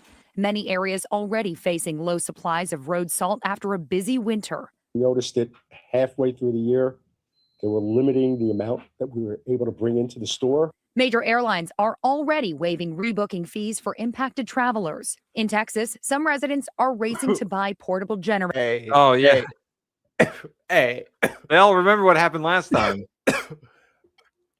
I didn't even have to pull up the clip. These motherfuckers think they funny over here at ABC. To stay warm, hoping to avoid a repeat of the storm that left millions without power for days back in 2021. During that storm, Senator Ted Cruz faced scrutiny for a family trip to Mexico. A photo this week of Cruz flying to California quickly spread online. Oh my God. Now they're just trolling him. Yo, Raphael ain't getting caught in the snow, baby. Where my background for Raphael? It's gonna be. There's you. gonna be an ice storm in Texas. Where's Ted Cruz? Raphael said, "I got to go, baby. LA is calling me, baby. Got to keep it moving." His office says Cruz will return before the storm. Unless his flight gets delayed, you know what I'm saying? Right, 'Cause yeah. Then, I got stuck, y'all. I couldn't make it back. I couldn't make it back in time. Homeland Security issued a warning urging people to stock up at least 3 days of food, water, and medications. Yes. So Yeah. today is the day. Get your shopping done. do it Go out today. to all the shops. Go visit whoever you're going to visit. You need to hunker down. I already know when I go to the store today, it's going to be out of milk, eggs, and bread because everyone's got to make French toast during the ice storm. Of course. Yeah, minus 34 is minus 36C. It's almost, I think minus 40 is where they converge to be the same. But yeah, it's gonna suck here in Chicago. Yeah, it's gonna suck here too. I think my temperatures are gonna be like sub-zero the entire time. If you could pull your, this sounds crazy, but if you can pull your batteries out of your car and put the batteries in the house somewhere, you will save yourself $150, because the last time we had this was the polar vortex, and I think it got down to minus 52 with the wind chill.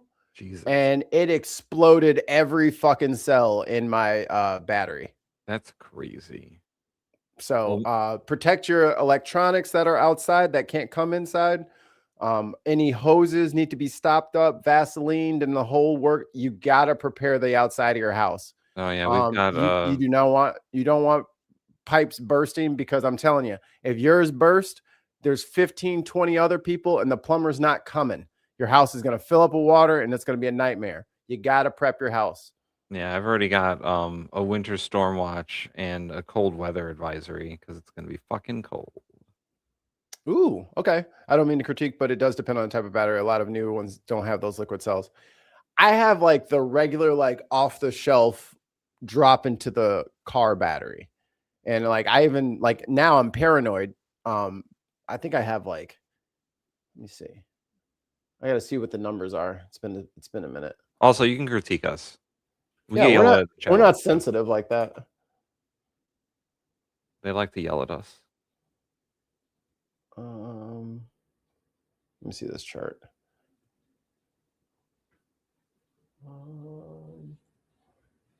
That's not what I want. Saturday, our high is going to be 13. And Sunday, our high is going to be 18. Speaking of which, I got to go get my groceries. Oh, okay. So I live in Connecticut, and my forecast is feet of snow. So that's what's going to go on here. Feet of snow and 13 degrees Fahrenheit. So very cold. And it's not going to get any better. God, why is this polar vortex thing? I hate that it's so cold all the time. But yes, I'm going to go shopping and get the essentials. And we got firewood and whatnot and alternative energy sources and all that. We have a generator and we have solar panels. Not that they'll matter under a foot of snow, but a lot of places in Connecticut, we have the utility poles and whatnot, but our neighborhood has underground utilities, so like the ice won't bring down our utilities, I hope. I don't like it. All right, Mikey's gone, so we're gonna share screen. We're gonna go over to some Trump stuff. Oh, remove that. Add that. There we go.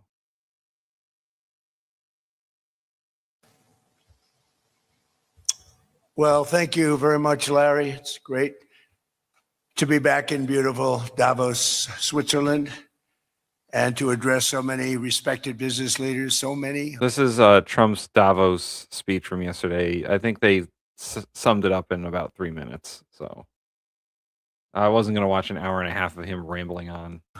Friends, few enemies. Certain places in Europe are not even recognizable, frankly, anymore. They're not recognizable. And we can argue about it, but there's no argument. Friends come back from different places. I don't want to insult anybody and say I don't recognize it. And that's not in a positive way. That's in a very negative way. And I love Europe, and I want to see Europe go good, but it's not heading. He wants to see Europe go good, he says. Hold on. It can only good happen. In the right direction. This enormous unsecured island is actually part of North America. Dude, get your mouth out of the microphone. What the fuck? We talking about that. Why does he got to do that? Why does he got to He's turning it, dude. Oh my God, he's a hut. He is turning into a hut. And Stephen Miller, Salacious Crumb. It is therefore a core national security interest of the United States of America. And in fact, it's been our policy for hundreds of years to prevent outside threats from entering our hemisphere. And we've done it very successfully. We've never been stronger than we are now. That's why American presidents have sought to purchase Greenland. It's the United States alone that can protect this giant mass of land, this giant piece of ice, develop it and improve it and make it so that it's good for Europe and safe for Europe and good for us. And that's the reason I'm seeking immediate negotiations to once again discuss the acquisition of Greenland by the United States, just as we have acquired many other territories throughout our history, as many of the European nations have. They've acquired. There's nothing wrong with it. We probably won't get anything unless I decide to use excessive strength and force where we would be, frankly, unstoppable. But I won't do that. So, Christy, to answer your question, has any other president ever talked about purchasing Greenland? Not to my knowledge, but if people want to prove me wrong, post the clip or the speech or something. I don't think I've ever heard of any other president wanting to purchase or take over Greenland. Okay, now everyone's saying, oh, good. That's probably the biggest statement I made, because people thought I would use force. I don't have to use force. I don't want to use force. I won't use force. But the problem with NATO is that we'll be there for them 100%. But I'm not sure that they'd be there for us. If we That's the gave entire them point the of call, NATO. Gentlemen, we are being attacked. We're under attack by such and such a nation. I know them all very well. I'm not sure that they'd be there. I know we'd be there for them. I don't know that they'd be there for us. We're building a golden dome that's going to, just by its very nature, going to be defending Canada. Canada gets a lot of freebies from us, by the way. They should be grateful also, but they're not. I watched your Prime Minister yesterday. He wasn't so grateful. But they should be grateful to us. Canada lives because of the United States. Remember that, Mark. Oh, remember that, Canadians? Canada lives because of the United States. That absolutely happened. I can't remember who, but it ended with an agreement that we could just put around 200 military installations on the island. Okay. I mean, like I said, I don't know. I was Truman in 1946 offered to purchase Greenland from Denmark, but no other president has since. Okay.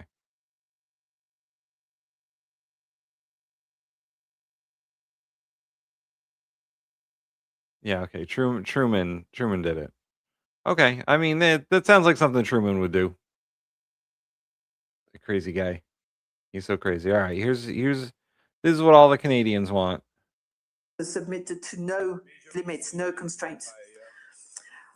On the other hand, I would like to tell you that the other countries, especially solidarity, sovereignty, public goods for decades. Its fragility comes from the same to avoid trouble, to signal compliance, to get along. And because every shopkeeper on every Ali, I'll street check does the the links. same, the system persists. Not through violence alone, but through the participation of ordinary people in rituals they privately know to be false. You think you know somebody. People have called this living within a lie. The system's power comes not from its truth, but from everyone's willingness to perform as if it were true. And its fragility comes from the same source. When even one person stops performing, when the greengrocer removes his sign, the illusion begins to crack. Friends, it is time for companies and countries to take their signs down. For decades,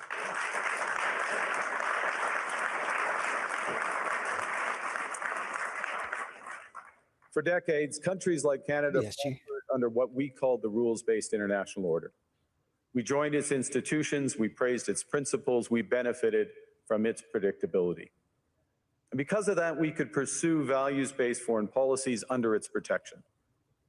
We knew the story of the international rules-based order was partially false, that the strongest would exempt themselves when convenient, that trade rules were enforced asymmetrically.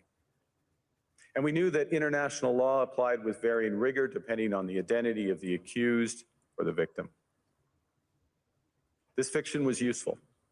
And American hegemony in particular helped provide public goods, open sea lanes, a stable financial system, collective security, and support for frameworks for resolving disputes. So we placed the sign in the window. We participated in the rituals.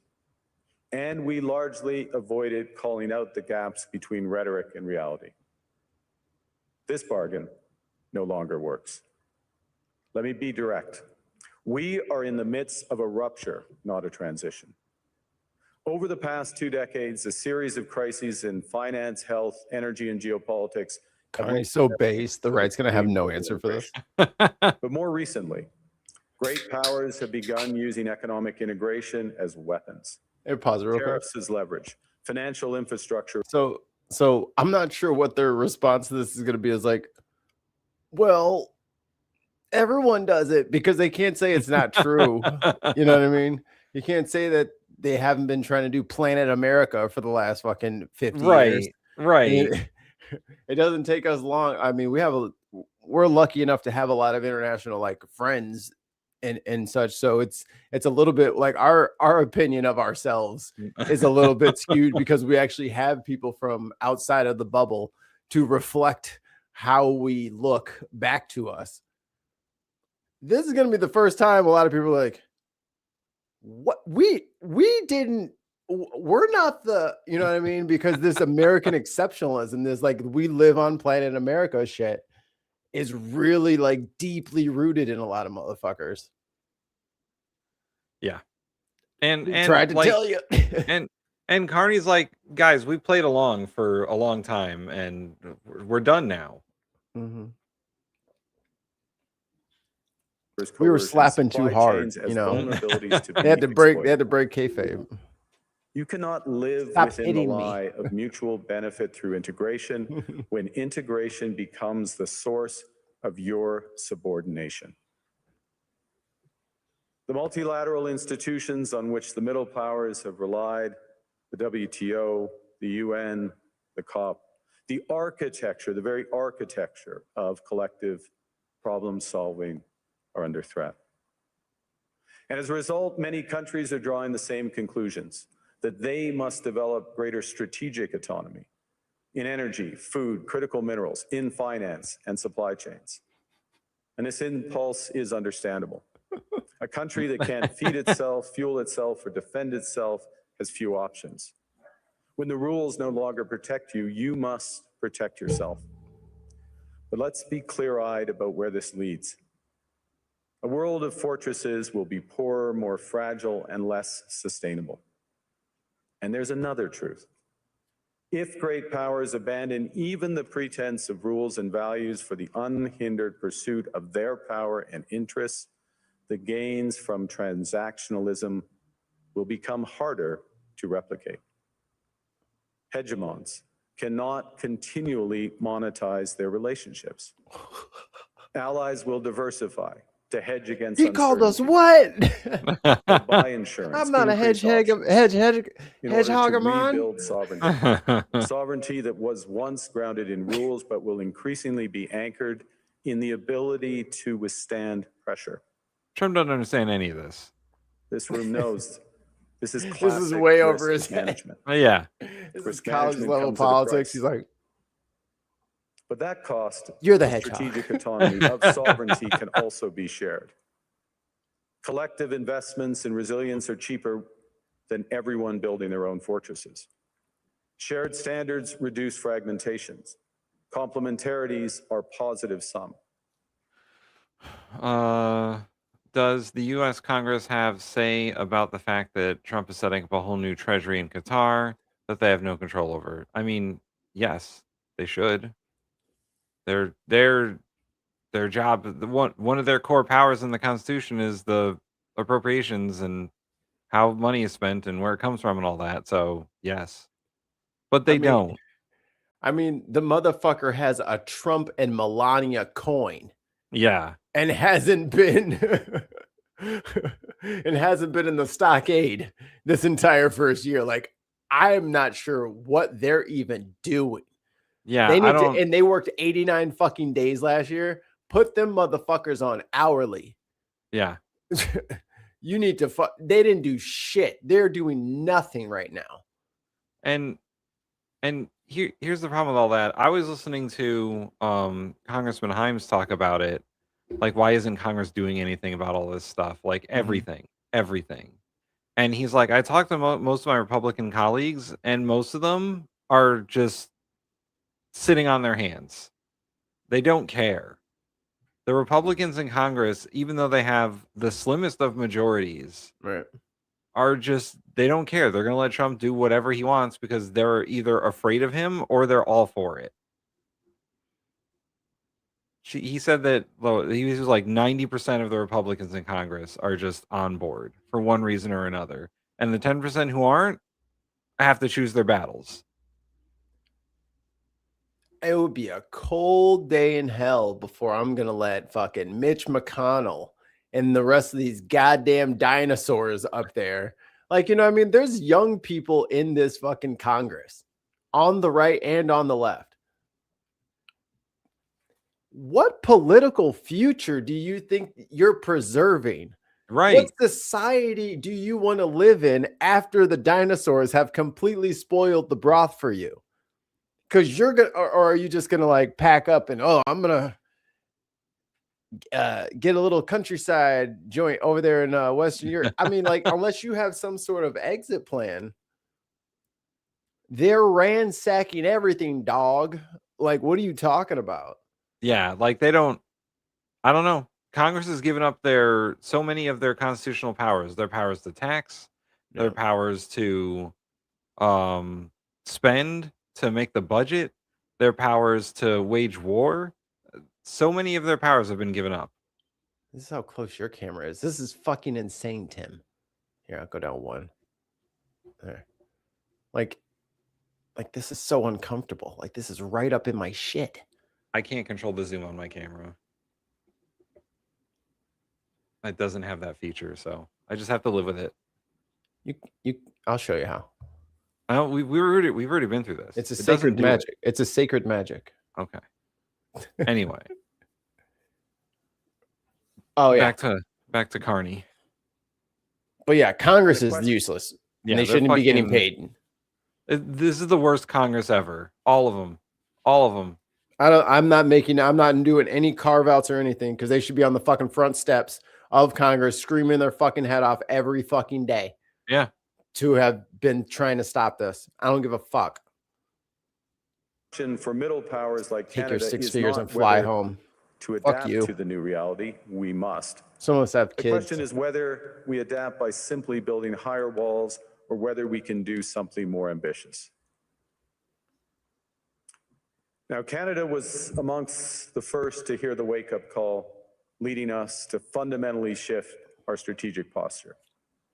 Canadians know that our old, comfortable assumptions that our geography and alliance memberships automatically conferred prosperity and security, that assumption is no longer valid. And our new approach rests on what Alexander Stubb, the president of Finland, has termed value-based realism.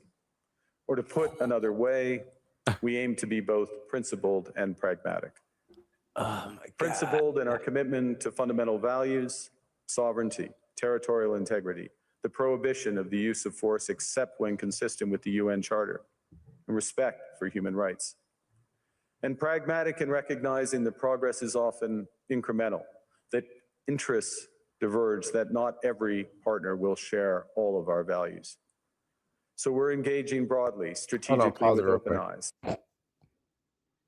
It's Charlie Angus here from Midas Canada, the Resistance Tour, and I watch the Bin Podcast Network. You got to watch it. Sign up, follow them.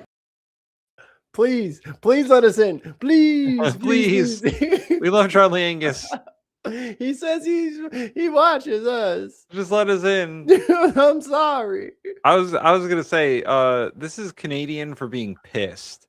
Like, oh my God, this is like taking off his watch, bro. Like, don't take off your watch. Don't take off your watch. Because they want it to be fair. He's getting the fucking class ring off. I know. Tons, you're gonna have to fight McKinnon for my hat, apparently. Looks like we got ourselves a standoff. We actively take on the world as it is, not wait around for a world we wish to be. We are calibrating our relationships so their depth reflects our Don't values. recalibrate. No. And we're prioritizing broad engagement to maximize our influence. Given the fluidity of the world at the moment, the risks that this poses, and the stakes for what comes next. And we are no longer just relying on the strength of our values, but also the value of our strength. Get over here! We are building that strength at home. Since my government took office, we have cut taxes on incomes, on capital gains, and business investment. We have removed all federal barriers to interprovincial trade. We are fast-tracking $1 trillion of investments in energy, AI, critical minerals, new trade corridors, and beyond. We're doubling our defense spending by the end of this decade, and we're doing so in ways that build our domestic industries. And we are The snow rapidly tribe ain't diversifying fucking abroad. around. Yo, Trump's fucking We've wild agreed for a that one. comprehensive strategic partnership with the EU, including joining SAFE, the European Defense Procurement Arrangements. That's We have not good, signed man. 12 other trade and security deals on 4 continents in 6 months. As if The he past does. few days, we've Oh my concluded God, new man. strategic partnerships with China and Qatar. The guy who bragged about his Negotiating fucking free tower trade being the pacts tallest with fucking India, building after ASEAN, 9/11. Thailand, Philippines, and Mercosur. We're doing something else. To help solve global problems, we're pursuing variable geometry. In other words, Hold on. Ooh, 10 British pounds. Explosive. I'm getting a spice attack. Yes, G. SG. Allegedly, and in air quotes, this thing here says We are not doctors. and I'm not getting sued. So I'm reading the thing as it says here. Trump's showing signs of tertiary stage syphilis, lesions on his hand, neurosyphilis, madness caused by syphilis. Hope Carolyn Leavitt knows that at this stage, syphilis sores are highly contagious. Allegedly. Allegedly. On Minecraft. Thank you, SG. I think we're good. I think Yeah, I think we're in the clear there. We're rewind. not doctors. Rewind. How far? Like a few seconds? Go back like 10 seconds. correspondence in 6 months. The past few days, we've concluded new strategic partnerships with China and Qatar.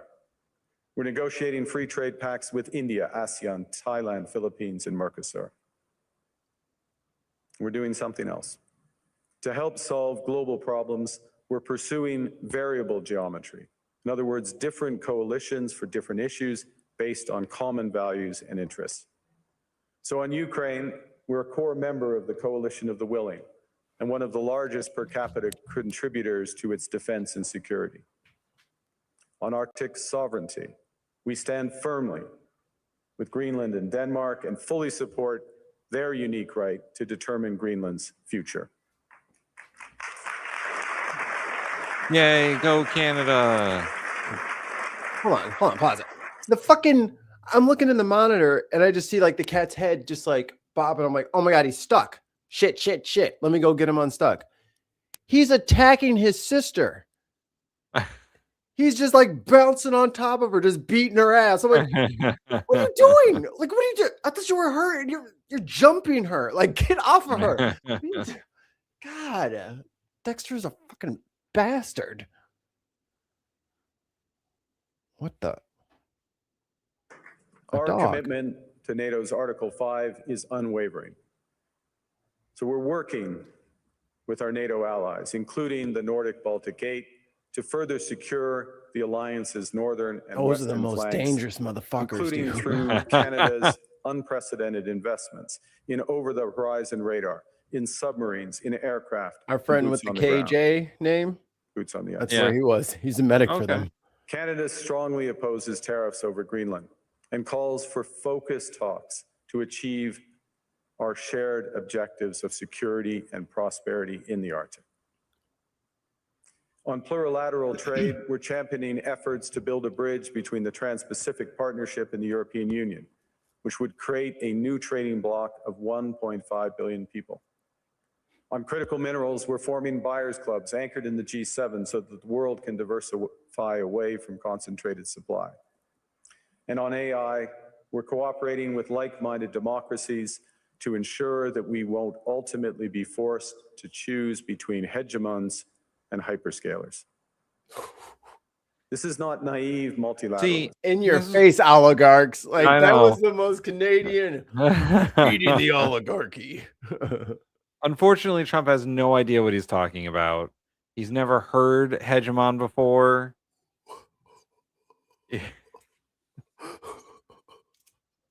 No way he got any of that. He's sitting That there- he doesn't. Those words are not in his vocabulary anymore. He's squinting hard as shit listening to that. What does that mean? He probably fell asleep while this was happening. Old Papa needed a nap. I'm not a hedgehog. Chris C., a small rant to Trump. The UK lost 457 troops while supporting the USA on the war on terror. Thousands more sustained physical and mental injuries. So don't you fucking tell me we stayed off the front lines. Well said, Chris. Yeah. He's I mean, a big Trump's- stupid head, and he doesn't fucking know what year it is. Yeah, Trump's a real piece of shit for that kind of stuff. I mean, he's a real piece of shit in general, but for that kind of stuff, like he just says the things that he thinks will be the most harmful. Hegemon. I think it's like a Pokemon. Yeah. Nah, that's a Magic the Gathering card. Come on, guys. I would think it'd be like a Digimon. Hegemon! Hegemon Digivolves to Hedge Fund. Hedge Fund Manager.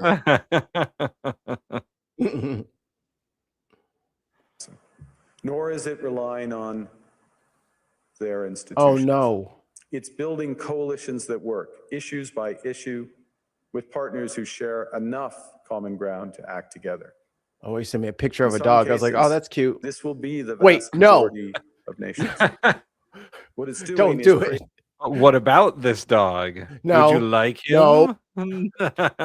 No. Can I tell you a funny story? Yes, All please. right. So one year for my wife's birthday, this was like probably the second or third year we were together when we first like moved in together, Mhm. before we had any dogs. I took her to Barnes and Noble for her birthday to like buy some books and whatnot. And I was like, "Oh, it's a big surprise." I told her it was a big surprise. You understood the assignment. I understood the assignment, and so I was like, "Oh yeah, it's a big surprise." I'm choosing everything you're doing for your birthday, so we're just gonna, the whole day's planned by me. The fucking Barnes and Noble out front had a dog adoption thing. Oh no. Like it was free puppy day. And she's like, "You want to get a dog?" And I was like, "No, Barnes and Noble, why have you betrayed me?" And then you got this tiny little pug. I'm so Yeah. sad and alone. Yeah, If only and then, like, someone would love me. 6 months later, we got a dog, but like every year she's like, "So are we getting a dog on my birthday this year?" Man, that's terrible. Like the worst thing that could happen to you as a married guy is to have the fucking bar raised. Stop. No, it's fine where it's at. Eventually I'll raise it, but it's okay, right? The whole day she acted disappointed that she didn't get a dog for her birthday. She's like, "Well, this is okay. It's not a puppy, I guess." I was like, "God damn it." I went on a date and we went past like into like the puppy play.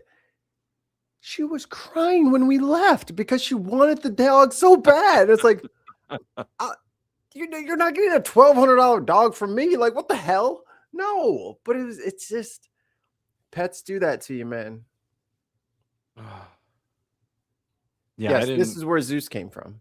Yeah, that's the well, I mean, she always wanted a dog, but that's the genesis of her getting a dog as quickly as she did. It was fucked up, man. Barnes & Noble fucking betrayed me. And now every year for her birthday, she's like, are we going to go to Barnes & Noble? Is there going to be a dog sale? Fuck you. You betrayed me for the last time. A dense web of connections across trade, investment, She culture, said, why not? in See, which this we is the can shit I'm draw talking for about. Future challenges and opportunities. What is it? It's a Argue the bulldog. middle powers must act together It's a because if Frenchie. we're not at No, the table, hell we're on no. the menu. Frenchies are I'd nice. also They're say that they're great tiny powers, little doggies. I already got everybody great powers arguing can with me as it afford is. for now to go it alone. They have the market size, the military capacity, and the leverage to dictate terms. Middle powers do not. But when we only negotiate bilaterally with a hegemon, we negotiate from weakness. We accept what's offered. We compete with each other to be the most accommodating. This is not sovereignty. It's the performance of sovereignty while accepting subordination. Yo, Mark Carney's like, we're not going to fucking play around anymore. Yo, they're using us against each other. Oh no. Oh no. He's like, you know, the whole we're one North America thing ain't going to work for us anymore, guys. Just because we're your neighbors doesn't mean we're going to be nice to you anymore. That was a fucking act, and we're done. Look, guys, we're gonna get kicked out of the apartment if we don't get our act together. Nah, landlord's pissed, dude. Guy upstairs is not happy with us, and he's Sounds like Canada's telling everybody to forget about the U.S. Let's go on without them. they're leaving us to the wolves, bro. No, please. Carney's like, yeah, we don't need to deal with them anymore. He kicked us out the group chat. God damn it. That's okay. We'll get invited to one of Pete Hegseth's group chats. Yo, I'm downloading Signal for all the wrong reasons. I'll just put that I don't want to be in In the a world meeting. of great power rivalry, the countries in between have a choice. Compete with each other for favor or to combine to create a third path with impact. Oh, he gonna get world peace, all right. After everybody We fucking shouldn't allow forms the rise of Voltron hard and power defeats to us. blind us to the fact that the power of legitimacy, Fucking integrity, and Tetsuo, rules bro. will Yeah, wait for Canada to fucking make a partnership with Japan to build Gundams. Like, that's what's gonna happen. Dude, all that fucking Canadian steel. Yeah. Just fucking on boats, just shoom, shoom, shoom, shoom. And then it goes into these forges, and they got the fucking samurai blacksmiths out, and they're just wham, just making armor for their Gundams. That is going to be such a good movie, and my great grandkids are going to love it. Yep. We're gonna build chimeras as our weapon. This nasty, overgrown beast. This is someone write this down. Is it going to be like Pacific Rim, but we're the ones sending the fucking kaiju? Yeah, we have to make our own kaiju. Yeah, we put growth hormones in them. Yo, someone write this shit down. I'm starting to think this might be an anime. if we choose to wield them Someone together. teach me how to draw. Which brings me back to Havel. No. What does it mean for middle powers to live the truth? First, it means naming reality. I don't know how to do lumber and Invoking rules metric. based That's so petty. As though it still Here's a functions meter as of wood. advertised. Call it what it is. A system. It's of not a intense yard. great power rivalry, where the most powerful pursue their interests using economic integration as coercion. It means acting consistently, applying the same standards to allies and rivals. When middle powers criticize economic intimidation from one direction, but stay silent when it comes from another, we are keeping the sign in the window. It means building what we claim to believe in. Rather than waiting for the old order to be restored, it means creating institutions and agreements that function as described. And it means reducing the leverage that enables coercion. That's building a strong domestic economy. It should be every government's immediate priority. And diversification internationally is not just economic prudence, it's a material foundation for honest foreign policy, because countries earn the right to principled stands by reducing their vulnerability to retaliation. So Canada. Canada has what the world wants. We are an energy superpower. Vast reserves of Canada has what the world wants, and US ain't getting it no more. Come on! I thought we were friends with Benny's. Come on! We're getting friend zoned. Yo, they're gonna fucking build a wall, man. They're gonna fucking build a zoning wall. us. They're They're gonna not build a call us wall. back. They're They're gonna gonna be like stop America doesn't exist. They're gonna stop calling us back. They are. We're gonna be like, hey, we're really in trouble down here, and they're gonna be text back K. Just not the K. They're gonna start. We're gonna. Hey, do you want to hang out tonight? No, I'm busy. I have a thing in the morning. Yeah, with China. I gotta wake up early. I got some EVs coming from China. I have to That's send what some. I fucking wanted. And Joe Biden said no. Piece of shit. We gotta make a deal with Japan for Gundams. Oh boy. critical minerals. We have the most educated population in the world. How are you going to Our pilot pension that funds thing? are amongst the AI? world's largest and most No, I've been sophisticated. training children. In other words, we have capital, talent. We also have a Secret government program. with immense fiscal capacity to act decisively. I put them in a liquid. And we have the values to which many others Syrup and aspire. poutine. Canada is a pluralistic And society. all the fertilizer you could ever eat. Where is loud, diverse, and free. Canadians remain committed to sustainability. We are a stable, Right. and They reliable got partner Neuralink. in a world that is anything but. A partner that builds and values relationships for the long term. And we have something else. We have a recognition of We're what's going to have to change the happening and a Constitution. determination to Yeah. act accordingly. I think to get our trade We understand agreements that back and all disruption shit, we're going to have to put more than adaptation. safeguards into the fucking Calls for Constitution. honesty about the world as it is. God We damn are it, dude. You know how fucking long it's going to take to get these fucking morons to agree order is to not a fucking coming back. constitutional convention? We shouldn't mourn it. Nostalgia It's going to is take like not at the least 2 strategy. years. But we believe that from the fracture, You're we so can stupid. build something bigger, better, stronger, more just. Yo, they might do NATO without us. For sure. If he goes into Greenland, that's what it's going to be. Yeah. Then we're going to be the ones that they're NATOing against. Right. What else you got, Mikey?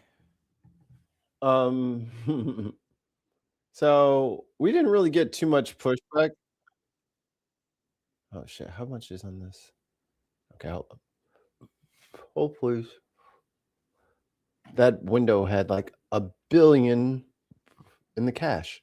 Oh, Mikey, by the way, when we're done, we have to record a video about the new Alex gameplay trailer Yes, that was yes. released. I was gonna say that too. Yes. Yes.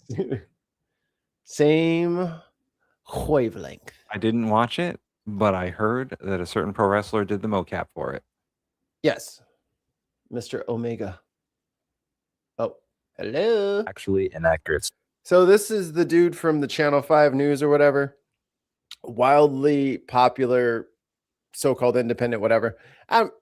It's not so much about him. He's not the focus of this. Remember that little Nick Shirley kid? This Yes. little motherfucker is running around talking shit, saying this guy clipped him up to make him sound stupid. A word? I made you look stupid? Stuff about me online is to turn the other cheek, keep my head down, and get back to grinding. But in this case, with Mr. Nick Shirley, who is now falsely accusing me of conducting an Bro. I know you didn't you can't come for the king. Like, don't miss. You know what I'm saying? unfairly edited interview. I think I'm going to pick option 2 and let people know what went down.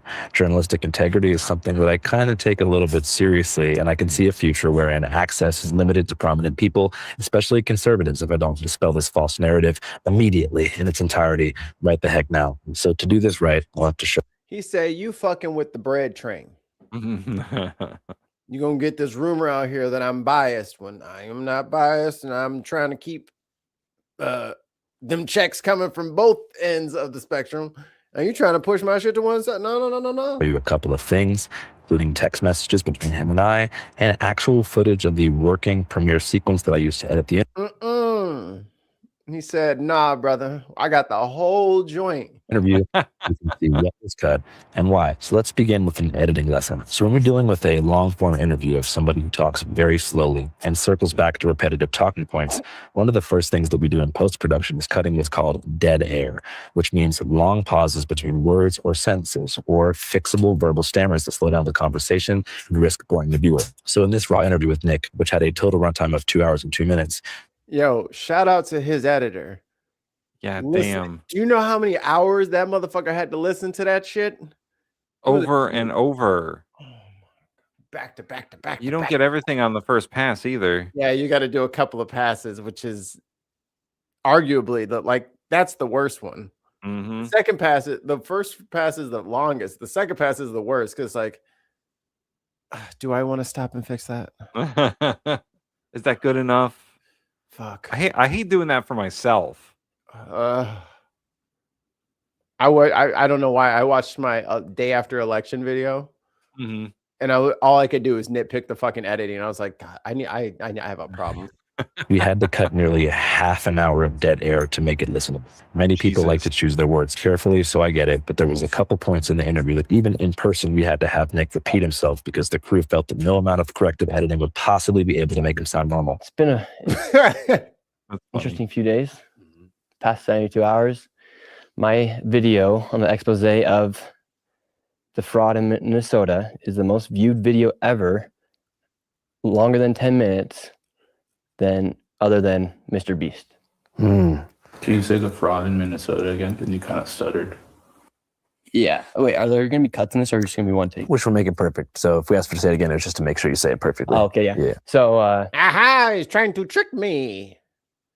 Deceptively trick me. He wants to get my voice saying certain things so he can trick me. yeah. So my video on the fraud in Minnesota is the most viewed video ever by a creator, longer than 10 minutes, expose style, than anybody other than the name of Mr. Beast. So bear with me here. I'm going to show you the raw footage, and we'll see how, with the magic of editing, we were able to make Nick sound actually. Isn't me his audio sound like absolute butt? Yeah, it sounds like he's doing it from like a fucking bus or an airplane or something. Got it, yeah, and he's got the thing in there, and he's like, "Oh, I'll just cancel out the noise." You didn't get all of it because there's just something very tangy on your voice there, sir. Smarter and faster. I don't know. He's probably he's going to the basement in Altadena. Than he was in person. Check this out. How does that make you feel, like gratification-wise, as an independent journalist? Well, I think it's the first video you've seen in a long time where a journalist actually went and created a video that created a change instantaneously. For instance, you had the HHS, Health and Human Services. They froze all funding to childcare inside of Minnesota and then they're asking for businesses to prove that they are legit businesses before they give tax dollars to this is rough. These businesses that are not really businesses. How does that make you feel? Holy shit, brother. That took 14 seconds to say, yeah, it happened right away. We saw results right away. Yeah. No, I get it. Some people are long-winded. It's true, but boy, that's got to be a lot of editing just to get him to say one thing. Like gratification-wise, as an independent journalist. Well, I think it's the first video you've seen in a long time where a journalist actually went and created a video that created a change instantaneously. For instance, you had the Health and Human Services. They froze all funding to Bro, he helps you. Okay. See? This is what you do. This is what you get for being nice. Childcare inside of Minnesota. And then they're asking for businesses to prove that they are legit businesses before they give tax dollars to these businesses. So in that interview, we probably did that same thing as far as trimming dead air and splicing B-roll. No joke, probably 30 times, as you can see here on the timeline. And it was never to take him out of context, but to help him get his point across. We do this for every good faith interview or 5-cast we've conducted so far. From Hunter Biden, which had a raw runtime of 5 hours before being cut to 324. Oh my God. Editing 5 hours? What? No way, dude. Not happening. Never in a million years. I can, this is in the playlist. I'm dropping the playlist today. I'm giving it away, Tim. And then we're going to make a new one. Okay. We're going to jump forward here. To read these things. Yeah. The affordability is insane and people can't buy houses. And if we're talking about creating change, we need to let innovation prosper inside the United States. Yeah. And you're not seeing it. We're not seeing innovation. In fact, we're seeing fraudsters take our money. If you guys saw, the clip that did the most rounds is when they tried and failed to pronounce the word benevolent. Who do you think are the 3 most benevolent billionaires? What do you mean by the word benevolent? Just well-intentioned, positive billionaires who you think are creating, net positive societal progress. Trump, our president? Because he never said it right and said benevolent twice, there was no way to cut the dead air or trim the stammer. So we left it in. And personally, I don't think it's that big of a deal to not know that word. I mean, he is wearing a hoodie that is making fun of immigrants for their spelling errors, but benevolent has more syllables than learning, so I get it. But the comments on this clip were brutal, like actually genuinely mean, and it couldn't have felt good from his perspective to read these things. We're talking tens of thousands of people declaring this. Well, maybe don't fucking stick your neck out there in the public there waters, huh? Oh, y'all can just shit on every single person. That every single person, you can just shit on them and it's fine. So somebody says something about you, oh my God, the pearl clutching. Get out of Mikey, here. I think that people are having a hard time understanding what the cut video is about. Like, why did he have to make this video? Why did who have? Which he are you talking about? Nick. Why is he making this video now? Yeah. Because the dude's talking shit. Yeah, about what though? Like, if people are not understanding. He deceptively edited him to make him sound stupid. Okay. And we just heard him sound stupid all on his own. This guy is retarded, which he's not. But there are some moments in the interview that even with dead air trim for speed, Nick does not give his best performance, particularly when blaming immigrants for rising rent prices. It's just simple supply and demand. If you have 20 million people who need to come and buy a house or rent an apartment, and you have other people who need it, you're going to raise the prices. Suggesting that Muslim Americans keep multiple wives in private while dismissing the association with his own religion, Mormonism, and polygamy as just a harmful stereotype. As far as the wives go, that's not a thing in Utah. It's not a thing in Utah. That's a negative stereotype. TLC says differently. Negative stereotype. Legally, it's not allowed in Utah. It's against the law in Utah. They're just friends that live in the house. Yeah, but legally, Utah doesn't allow it anymore. They used to. They don't anymore. Right. Yeah. And they all got divorces. Right. As soon as they change the law. I'm just saying. Legally, Get off my Utah property. doesn't allow it. Get off my property. Get a warrant. Also confronting me about staying silent on the death of Charlie Kirk, while admitting that he consciously chose to not watch the video that I made in the immediate aftermath of it. And so I thought that was kind of messed up of you to not publicly denounce what happened to Charlie Kirk. I did. And I didn't even watch the interview because I didn't want to watch that. Well, you should watch it. I don't want to. Well, you should watch the video. So there's a reason why I'm showing this. This motherfucker just testified in front of Congress. The kid in the hoodie? Yes. Like for what? You'll see for tonight, the you'll see for the tonight fraud on thing? You'll see tonight on Unboxed. Oh my god. Oh my So, god. this kid, as goofy as y'all might, as non-serious as he appears and what he actually is, he is affecting. There is a wave of ICE agents because of his video. That's why. Because a YouTuber can lie about an entire group of people, and the red meat was just so quickly absorbed into the zeitgeist. And there's people in here defending it every day. So yeah, that's why. This is their source for what's going on in Minnesota. This guy, literally just this guy in a YouTube video. Because I say some stuff in it. Okay, cool. None of these moments were a very good look for Nick, but I did not engineer them that way. And if I was a betting man, I would suggest that much of the hostility displayed towards him in the comments is because his reporting, which was signal boosted by Trump and his cronies, has been a driving factor in ICE's decision to escalate their presence in Minneapolis. You know, kidnapping kids from local high schools, terrorizing U.S. citizens in their own communities, shooting people on the streets, and hiding behind masks like the goddamn cowards they are. However, that's just my personal opinion. I don't like ICE. I don't like Trump, which is something that I made clear to Nick in the interview. What do you think about Trump? I don't like him. There was no deception anywhere. But sometimes, and I'm not sure what the word is for this in the journalism field, the person that you interview views your fans as an extension of you. So if and they can get into their personal shit. But yeah, this is relevant. Hey, trust the process. You feel me? Trust me. I'm not going to show you nothing to waste your time. But the Trump administration just announced a sweeping review of all 55 million visa holders in the United States. And in order to facilitate a smoother review, I've gone ahead and compiled a few individuals that Donnie can look at first. First up. Any guesses?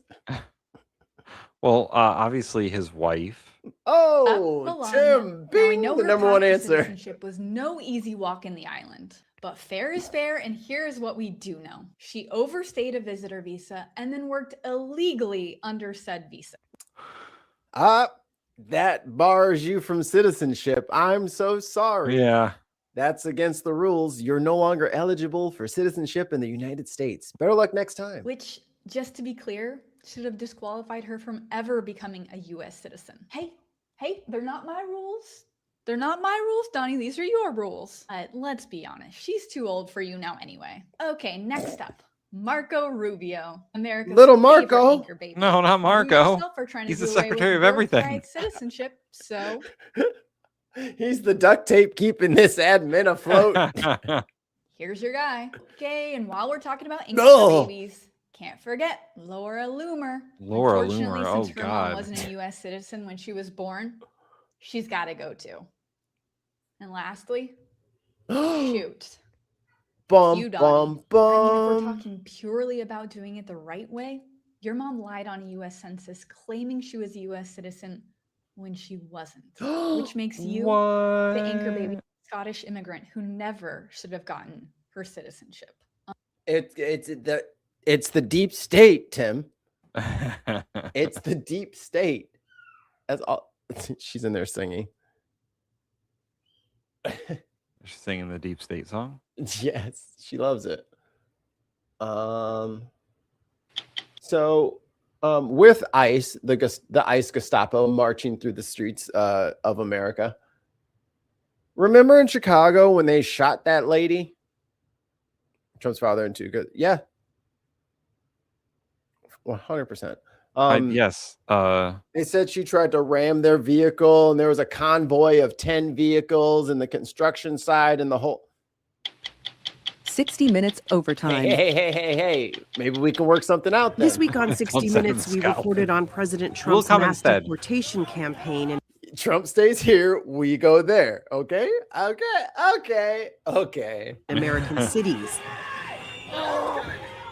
We went to Minneapolis, where immigration agents continue operations despite local opposition. Protesters have swarmed as agents make arrests, and some of those arrests. You are not. Some of those protesters are pretty fucking wild out there, just shouting, calling them Nazis and fascists, and it's great. It's great. Gets the blood boiling, baby. Are American citizens. 1 week after ICE officer Jonathan Ross shot and killed Renee Good, tensions remain high. But Good is not the only person to have been shot by federal agents during this nationwide immigration crackdown. I just looked down and I looked at my hand, it was full of blood. That's when I realized, like, I actually got shot. And I just went like that, and like I saw like blood gushing out like a fountain. I'm just like an oh my anime. God, like I got shot. You like the green ones, right? Marimar Martinez is a teacher's assistant at a Montessori school in Chicago. I'll put it in my desk. Domestic Chicago. terrorist. Last October, Martinez, a Chicago. U.S. citizen, was driving to her church when she came upon immigration agents on patrol as part of Operation Midway Blitz. She began broadcasting on Facebook Live, warning in Spanish that immigration agents were in the neighborhood. For 20 minutes, she says she honked her horn and tailed them. You don't think Legal. and following for 20 minutes is Or if you want to get her for a traffic offense, call the cops. Call the cops, because you can't pull her over and give her a ticket because no judge has to listen to you because you're not a fucking cop. So call the cops if she's annoying. provoking them? No. The Department of Homeland Security says Martinez rammed the agent's SUV, but Martinez says they rammed her. In this surveillance footage, you can see Martinez's gray Nissan Rogue. The Chevy is being driven by Border Patrol agent Charles Exum. They say you rammed their car. They're the ones that ran me, and I'm just like, You never tried to run them I never over. tried. No. The thing is, I never wanted to provoke them. I just wanted them out the neighborhood. We did not find video of the collision itself, but Martinez says after the collision, she drove her car around the agent's vehicle because she was scared. What did you fear would happen? I was like, I can't stay here. Like, they're gonna kill me. Who knows what they're gonna do, honestly. And I just wanted to go somewhere safe. And I just stepped on the gas, and as I was passing them, I just saw them like drawing their guns, and I just like shrugged, and I just heard the shots. Agent Exum fired 5 times, according to court records. He said he feared for his life. I could show you This is the shit that be. all my wounds, honestly. I want to show you because I want people to see like what happened that day, because they just know I got shot 5 times, but they don't know where, right? So this is the first one I realized. I was like, oh, it's just a pepper pellet, but no. And then I got shot right here. Jesus. And then I have a wound on the side of my chest right here. No, she's not showing that one. I got 2 holes in my thigh. Jesus Christ. Yeah. Wow. Right here. Wow. You're covered in wounds. Wounds, yeah. And I want people to see like what's going on, like the type of stuff they're doing. Martinez drove to a nearby auto. Yeah, look at her. She's so intimidating. See how tall she is? I know. She's just a tiny little lady in a tiny little SUV. Here we I go. feared for my life. Foiled Foliage says, I am without words. I am from a southern state. We have some harsher laws. This would absolutely never be accepted if it was local police. And they immediately, just like with Renee Good, just like they immediately went to the domestic terror, they said that she was part of a cartel, Chicago drug gang, fentanyl trafficking. Like they just made shit up about her. Yeah. She's a fucking pre-K teacher, like a teacher's assistant. You know what I'm saying? Like lied. They just lied, just made the whole fucking, she's got a whole criminal history. Like, no, she doesn't. She has regular, regular people shit, traffic shit. She's not some big, she was a part of the MS-13 pipeline from Guadalajara into the South. That is not, you just make shit up about people. And I wish, I'm glad that 60 Minutes actually went and interviewed her. Right. Because a lot of times people will just go with, if they don't hear the counter to the story in the first telling that they hear, they just get uninterested. Right. And whatever my first thought was, I'll just go with that. And that simplistic one level thinking repeated over and over again, you're going to stop using the level 4 and 5 level thinking that you should be using. And you ain't gonna be able to get it up to level 2 or 3 anymore. Like, you can't just sit on Fox News all day and then have any sort of a picture, a realistic picture of the outside world. Yeah. They don't give it to you. The motherfucker said the fastest way to fucking from Russia to America was over Greenland. You gotta zoom out sometimes, y'all. Shop and was taken to a hospital. Hours later, the FBI showed up and arrested her on charges of assaulting, resisting, or impeding federal officers. DHS called Martinez a domestic terrorist. What went through your mind when you heard that? Like, they're making it seem like I was like Bin Laden's daughter. I'm like, what? Like, what's like? Honestly, I couldn't really process it. It's very Chicago. The case against Martinez quickly fell apart. Prosecutors accused her of using her car to box in the Border Patrol agents. One car? Martinez's lawyer, Chris Parenti, obtained another surveillance video. In it, No. Martinez... What are they claiming? She was trying to do a pit maneuver with her car? Come on, man. She did that Naruto jutsu, right? She shadow cloned, and it was 15 Nissan Rogues all around us. As can be seen And they all had Rasengan's. driving along the left side of the Border Patrol SUV. When Agent Exum stopped and fired at Martinez, the video shows her car was not blocking his, contradicting the Department of Homeland Security's. Look at that convoy. These guys are fucking bold. As soon as the first incident happened up here, I was like, that sounds like bullshit. Yeah. I was like, that don't even sound right. She followed you around and she had a gun and she was right because we were like, oh, she had a, well, I won't spoil Out it. of the incident. So DHS released a statement saying that their agents were boxed in by 10 cars.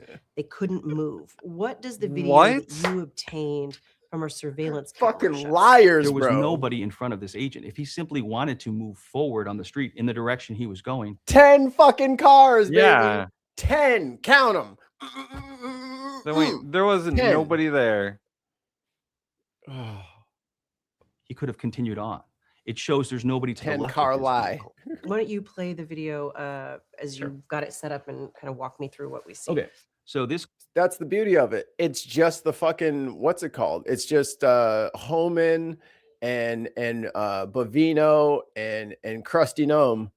Yeah. They just say shit. You know what I'm saying? They don't actually file any of these charges and all that shit like that. They just go out and put it out in the public and they lie about it. And here's the thing, like Bovino, his boss is Kristi Noem. Homan's job isn't real. Yeah, he's the border czar. He doesn't have any authority to do fucking anything. But like Eric Adams is very upset to hear that. The chain of command is Bovino and then fucking Kristi Noem and then the president. So there's no accountability there. Right.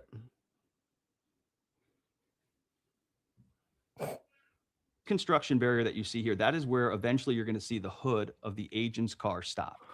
You see the front. You see the front. That is the front of the agent's car. The quote ramp. How is he supposed to get out, Tim? Look at all that not space. And see what they do is as soon as they do some bullshit like this, they go directly to these businesses and shit like that. Like, do you have cameras? Yeah, we need to see your footage. Okay, we need to confiscate you. And they'll just do it. And then the shit is just gone. So then a lawyer will come in like, yo, what happened to your voice? Like, I gave it to the officers already. And they're like, what? What are you talking about? Has just happened, and right They'll now the just agent lie. is opening his driver's Yeah. side door. He's jumping out, and within 2 seconds, according to a stopwatch, he's shooting his gun 5 times. So now you'll see Miramar's car sort of come at a bend. Like, so she's in the far left lane. She goes towards the curb, away from the agents, and then comes back. There's You've nobody seen no else. evidence of 10 people, a caravan anywhere. I don't see 10 people, and I certainly don't see anybody in the lane in front of him. Why can he not go forward? Court 'Cause he's proceedings trapped. also uncovered text messages from Agent Exum. In one exchange with fellow agents, he appeared to brag about the shooting, writing, quote, "I fired 5 rounds and she had 7 holes. Put that in your book, boys." Body camera Jesus footage Christ. discussed in court also revealed that an agent in Exum's car, while holding a weapon, said, "Do something, bitch." Seconds later, Agent Exum opened fire. What do you think he meant by that? Like I feel literally like he do wanted me anything to is do what he meant. something. Like he was just like Literally move or do like trigger anything. happy. He was just like, yeah, like do something. Like, yeah, I Yeah. want you to do something. Provoke us. In a statement, Department of Homeland Security Assistant Secretary Tricia McLaughlin said, quote, on October 4th, Border Patrol law enforcement officers were ambushed by domestic terrorists that rammed federal agents with their vehicles. McLaughlin also said Martinez was, quote, armed with a semi-automatic weapon and has a history of doxing federal agents. Were you carrying a semi-automatic? Actually, it was a handgun, but it was in my purse in a holster. Living on the south side as a girl, it's dangerous. You can't even walk alone. Department of Homeland Security also says that you were doxing immigration agents, that you'd posted their personal information online so that they could be harassed. I never did that. Somebody put out this, it wasn't like his information, but it was like his YouTube. He was like a YouTuber and he had a book and they just put out that information out and I just shared it. So They don't even know what doxing is. They have no idea. They just be saying shit. specifically, you never posted a home address, Never, family names. never. You forwarded a YouTube page that was already out there. Yeah, yeah. Last November, the U.S. Attorney's Office in Chicago dropped the charges against Martinez and Oh no, no, she's part of MS-13, remember? I wonder why. She's part of the drug dealing cartel, remember?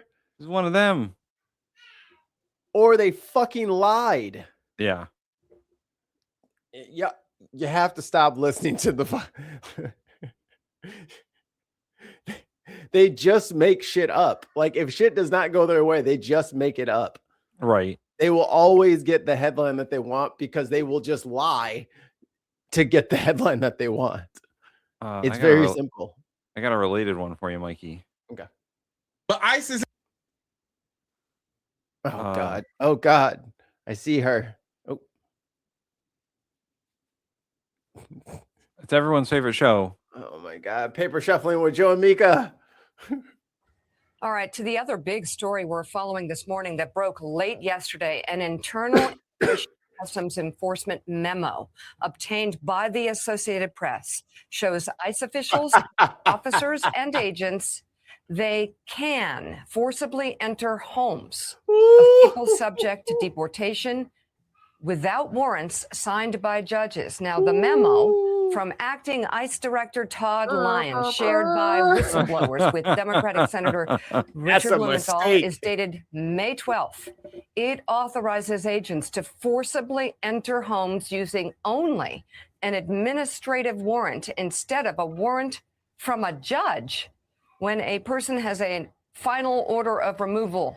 This reflects, of course, a major departure from the longstanding practice of requiring judge-signed warrants. So if you're wondering why ICE agents are going house to house and fucking knocking on people's doors being like, are you from this country? It's because DHS said they could. DHS needs to talk to DOJ. Yeah. Like quick, fast, and in a hurry, because I'm telling you right now, they are sending those boys to their doom. Yeah. They should not do this. This is a terrible idea. And now they want to go to Philly.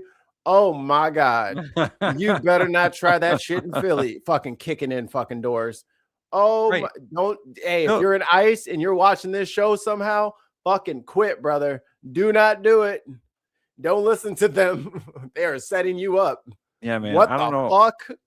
I don't know why you'd want to do that and then go to Philly, because like Philly, they burned their city down because their sports team won. Yeah, they were happy. So I'm gonna refresh. God only knows what they're going to do if they're angry.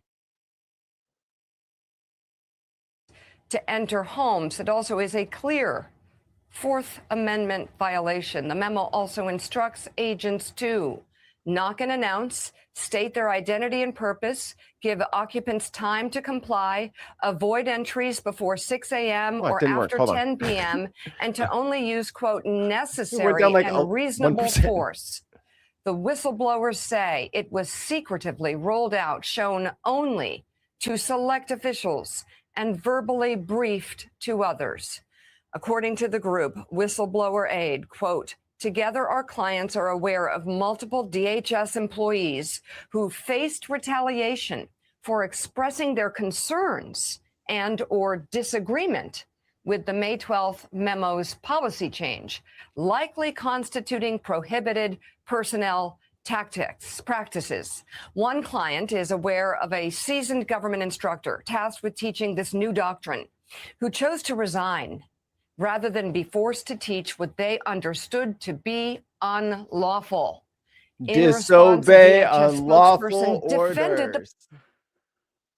That's That what is I your mean. duty. Listen, that is your duty in the military. You are to disobey unlawful orders. I mean, that dude did the right thing. They told him to do it. He said no, and he's like, I'm out of here. You should have stayed and just refused to do it. That's the other thing. Like, I get that people are resigning instead of doing things. No, block that shit up. Like, don't leave your position. Just obstruct.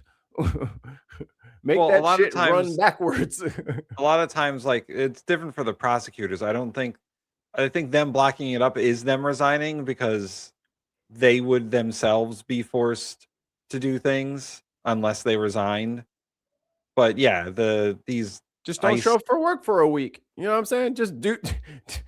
Well, then it forces them to find someone else who will do it, and then right. But they got to have you do it, and then you keep not showing up. You late and shit. Like, you be a bad employee at this. I'm saying, you know what I'm saying? Like, be fucking shitty. Everybody has worked with the guy who never, ever gets his shit together. He is always on a final, about to get written up and fucking be out. He lives on that edge. Be that guy.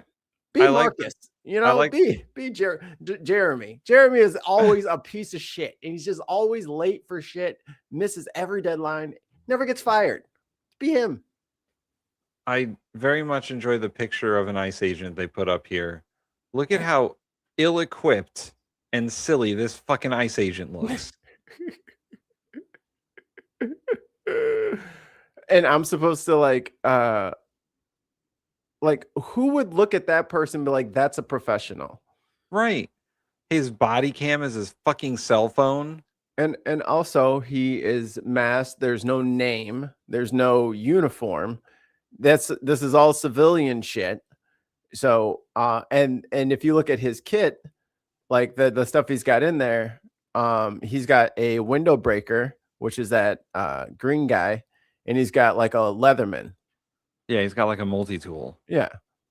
You don't look official at all. And I don't think that hat is DHS. I don't think so. And Carhartt, you know what I mean? I don't think Carhartt sponsored fucking ICE. Like, this is what I was talking about last time. Like, the cops who came up on the ICE agents would be like, what are those? Like, are those sneakers you wearing fucking standard issue, bro? Like, you guys look fucking silly. It's because they're fucking Proud Boys. Policy didn't deny it, defended it, saying individuals with administrative warrants have had, quote, full due process, and that administrative warrants have long been recognized as immigration enforcement. Joining us now, MS Now senior legal reporter and former litigator Lisa Rubin, MS Now justice and intelligence reporter Ken Delanian, along with MS Now contributor Mike. Send them in if you want I'll to. start with you. Send them in if you want to. So first of all, I'm just wondering what they better fucking ring that doorbell. Think of the You better concept knock. law enforcement being able to You break better into wait on the people's homes porch. without an actual judge issued warrant. But more importantly, it now seems to explain what we're seeing out there, because there's a lot of behavior out there that does not vibe with law enforcement procedure. We've seen homes being broken into. We've seen cars being broken into. We've seen videos of ICE agents inside stores. And I think a lot of people interested in the law being followed are wondering, how did they get in there? Why do they feel emboldened to break in? What do you make of this memo? And is it a violation of the law? Fighting. Yeah, Mika, good morning. This is incredible and important reporting by the AP's Rebecca Santana. And she says in the story that the AP doesn't really know, no one knows to what extent they've actually used this memo and acted on this memo, but they documented at least one case. Oh, I mean, if you're in Minneapolis, you probably know. Imagine you're dressed like these mall cops, and they say, all right, now just go walk into that guy's house over there, okay? Here's a paper that we call a warrant. Whoo! Because, like, you here's first. Oh, shit. Here's what they're talking about with this judicial warrant stuff. So they want what they're pretending they have is a warrant signed by a judge saying that this person needs to be removed because they violated immigration law. What they actually have is a piece of paper from DHS saying that we're looking for this person, and it's like signed by Krusty Gnome or whatever. They can sign it themselves. Yeah, they can sign it themselves after the fact. Because an administrative warrant is just a piece of paper from DHS saying we're looking for this person. Because that's a major flaw in the fucking system there, that these assholes can just do it after the fact. They'll just go around grabbing people, run their information, and then after the fact put in that they had put in an administrative warrant for them. And that's why they were there. That's why you need a judicial warrant to a third party has agreed that, yes, this person should be removed from the country. You, as the agent, go find them and bring them back to me. That's what it's for. That's what ICE agents are for. Here's a big stack of judicial warrants. Go get these people and bring them back to me. Right. Going door to door and now telling them that they can walk through the threshold. Oh, brother, you have said the magic words. Through the threshold, baby. You're not in America at that point. You're in famine land. Yeah, this man. is my castle. You cannot walk into people's houses. You have no legal protections. I don't care what Krusty Gnome says. Do not listen to her. The 2A people, the NRA. Oh, this is this is biblical for them. This is easy law. Been backed up by precedent a half dozen times probably in the last 5 years. Oh yeah, they do this in one of those fucking stand your ground states. And if it's not stand your ground, it's the castle doctrine. Yep. You are the king of your land. Yep. Whether that's your apartment or your house or your literal castle, you are allowed to defend that castle with deadly force. You cannot tell these ICE agents to walk into homes. That is dangerous. Yeah, that would be, oh boy. Because they don't, they're so fucking high tech and they never go into the wrong house on accident. They're setting y'all up. Don't do it. Y'all gonna walk into one of the, I mean, like, there are some crazy people in this world. And you might go into their house. Because they told you Enrique was in there. So you're like, all right, we're looking for Enrique. That's the wrong house.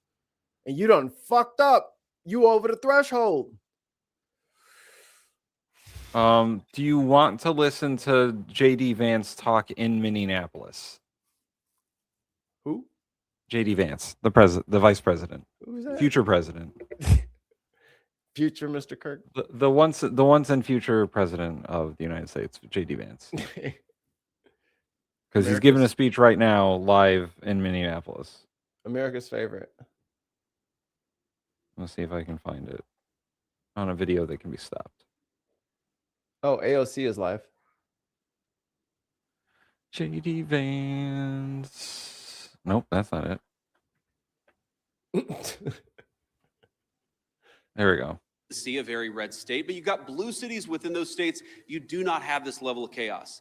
The reason why things have gotten so out of hand Nobody cares is because about you. of Not you failure guys. of The other video. cooperation between the state and local authorities and what these guys are trying to do. We have a ton of resources, a ton of ICE agents in this city right now that I would rather us not have. I'd love to send those guys home. They're not even doing targeted immigration enforcement. They are trying to protect ICE officers who are doing immigration enforcement, because when a crowd surrounds them and these guys call 911, the local officials, the local cops. I use gasoline to put out the fire. Of course, gasoline is the best way to put out fires, guys. Immigration enforcement, they're doing force protection. The video so that if a quality, so rioter there we tries to ruin the life Filmed or from a assault Kiwi. an ICE officer, they're actually protected. Now, why Filmed doesn't in it make more sense for 1915. the local cops to get involved in that situation? Why not just have the mayor or the local officials tell the police officers, you know what? If an ICE officer is being assaulted by a far left agitator, you are invited. You should actually help them. That's what would work out in any normal situation, and that's what happens in nearly every jurisdiction, red or blue, in the United States of America. Everything. The reason He it hasn't does. happened here Everything because is the a local hedge. authorities have He's been a told, hedge lord. stand down. Do not help ICE. Promote the violence, promote the agitation, but don't do anything to lower the temperature and lower the chaos. That's a problem. Here's another example of You how said more the lack of agents. cooperation between state and local officials makes it harder for us to do our job and turns up the temperature. Let's say, for example, we have don't a have a criminal job to migrant do. who is a sex offender. And let's say that we've got Donald to go Trump. and arrest that person who I want to say that I really 1600 Pennsylvania Avenue. Did you need his address? I got it. Yeah. I really hate when people are just constantly like, let's say. That's a Ben Shapiro tactic. Let's say. Like, let's create this hypothetical straw man scenario. Yeah. that Allow I'm me gonna to fucking make up right now. Allow me to straw man your position. And then you have to defend, something that you didn't say. Right. Then they won't let you get off of what you didn't say. It's like, stop saying your shit as my shit. That's your shit. Shitter. Shitty. Shitty. Shit. Democrat or Republican wants a sex offender living in their community, I would hope that most people don't. Yeah, I'm sure the rest of the people on Pennsylvania Avenue don't want that guy there. Hope there's no playgrounds near the White House. And it can only good happen. They gotta move to playgrounds. He'd come, maybe he wouldn't even come. I think. But because they're an illegal alien, we don't know their last address. We may have known their address 3 years ago, but we don't know their address now. What we'd like to do is talk to local officials and say, you know what? According to the Medicaid rolls, where was the last or where was the last address? Oh, yeah, no, just give us all your information Yeah. so we can find out. Yeah. So you're just gonna go around the ways of doing it, because if you were following the law and getting judicial warrants, then that's the list of people you need to go get. You can't just get every fucking immigrant here because they're not all up for deportation. And this is one of the craziest things that I think that the Republicans have 100% flipped on. 100%. In like 2000 and to 2015, they were like, get the government out of my life. You can't have all my Small information. government. All this shit. Like Fourth Amendment. Small government, Fourth Amendment. I have rights. You don't need to know my Privacy. information. And as soon as like 2017 happened, they were like, just take it all. You should just know. We don't have a privacy. We don't have a right to privacy in this country. Why would we need a right to privacy?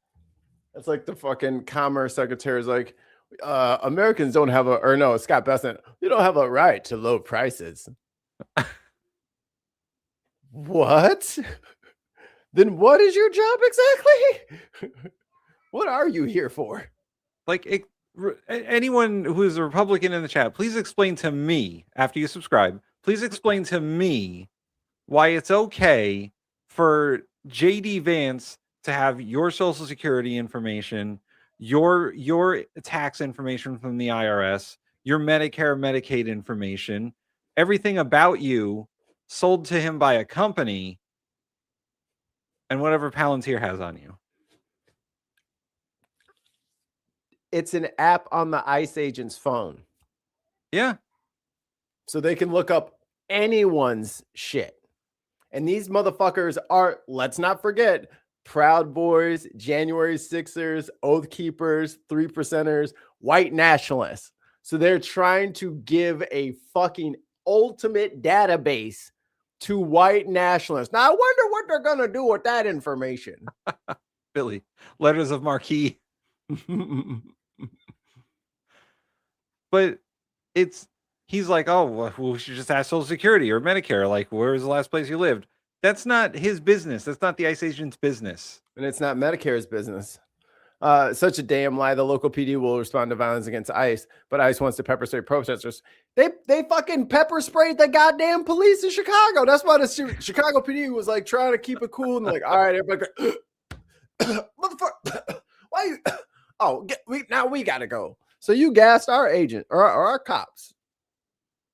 Talking about some, we need backup. Ain't nobody backing you up. You finna gas us out again and run away. Can't do that to your own team. And he pocket sanded his own team and ran out the room. What the hell? Motherfucker shot that girl and fled to Maine. That's the motherfucker. And then you know, once again, they want to go to fucking Philadelphia and do that shit. And the Philadelphia cops are not about it. No. You don't want this smoke. You ain't gonna go to jail. They're like, you can walk in the house if you want to. I don't think you know what block you're on, but after you go get him. The chief of the Philadelphia police has already said we don't care. You don't want this smoke? Yeah, like don't come in here wearing a mask and don't come in here roughing people up because we don't care. So if there's anyone in the orbit of anyone in the Minneapolis, whatever, tell your city council to put an ordinance requiring all agents in the city limits to unmask. I don't know what's taking everybody so long, but every fucking municipality that has an ICE problem fucking put an ordinance in where you cannot drive a car wearing a mask. Because if they do that, guess what? Now the police, your PD, can pull them over and do whatever your governor wants you to do with them. Yeah. There are ways of dismantling this invasion if you would just use fucking Google, get some civics 101 lessons. You can use the bureaucracy to ICE's detriment, but you have to just do it city by city. Yeah. Minneapolis, St. Paul, get it together. Ordinance, pull them over, lock them up, all of them. You got jail space for them. 3,000, you can fit. Yeah. You can fit 3,000 in your jail. This person was domiciled, or according to a SNAP application, a food stamps application, maybe that could give us insight to where this person is today. Or maybe they had some local court trouble. We could go to the courthouse or even the local jail and try to find where this criminal sex offender is today. The local authorities have been told the Kiwi's getting hot. So these guys are trying to go out and enforce the law. They're trying to arrest sex offenders, but they're trying to do it in an environment where local officials have been told, do not help them, do not too much grinder activity. Provide intelligence about where these sex offenders might be. Take it, this Captain. is disgraceful. And there are a lot of things that all of us could do better to lower the temperature. But the number one thing that I learned today is that the best way to facilitate reasonable enforcement of the law, but also to lower the chaos in Minneapolis, would be for state and local officials to cooperate. Now, I will say, no. On one final positive note, you should get judicial fucking warrants so that you actually knew where the fucking person was and you weren't just going fucking door to door. And you should listen to the state and local officials who say, get the fuck out. They said, get out. Comply first, right? That's what you always tell everybody. Comply first. Comply. Yeah. And once again, conservatives are all about fucking states' rights until they're not. Right. Right? Until they want to step on a blue state's rights. Right. What happened? So you're telling me there's no undocumented people in Texas? Or Florida? I'm not saying that they should be targeted, but I'm just saying you kind of missed the border when you went all the way up to fucking, what's it called? And again, I forget who it was who was talking about, so why are we looking at this Nick Shirley? Because look at fucking, this is why. That's the propaganda arm of Mini-Me up here. No, I think I have to refresh. I'll be right back. Okay, he's gonna refresh. And my shit is crazy. F5. F5. Oh wait, Wrong window. Municipality, but part of that F5. is they also want. Good. Now that he's gone, the power is mine. Wait, take it from me. For me. Where'd it go? Take it for me. What are you taking for you? Nothing. The spotlight. Not for you. I hesitated. Yeah, you did. I was trying to find the button, but they all moved over one, and I got lost. It's not being used as a weapon against them. Sometimes they tell people where they're going, and then they find out that their agents' faces are on the, on Reddit or on some social media thread. Good. Saying, here's this guy. We know he's going to be at this place at this exact time. So that communication has got to be a two-way street. These guys are going to communicate with business leaders, with local officials. Why don't you put a mask on then, JD? We also need the local and Put on a mask. state officials to do a good JV. job of protecting people when they're in their communities. We're not asking, by the way, we don't want any police officer in this community, in this state, to help us do immigration enforcement. We've got that. But if a protester shows up and that protester turns violent against our immigration officers, I want their help. we really need And then you the just said cooperation we don't need their of help. our local partners. We haven't gotten it yet, but I think if we do, we really can lower the temperature. Yeah. Again, I hate that they don't put mics in the She's gaggle asking anymore. about the ICE memo about the warrants. The topic we just talked about.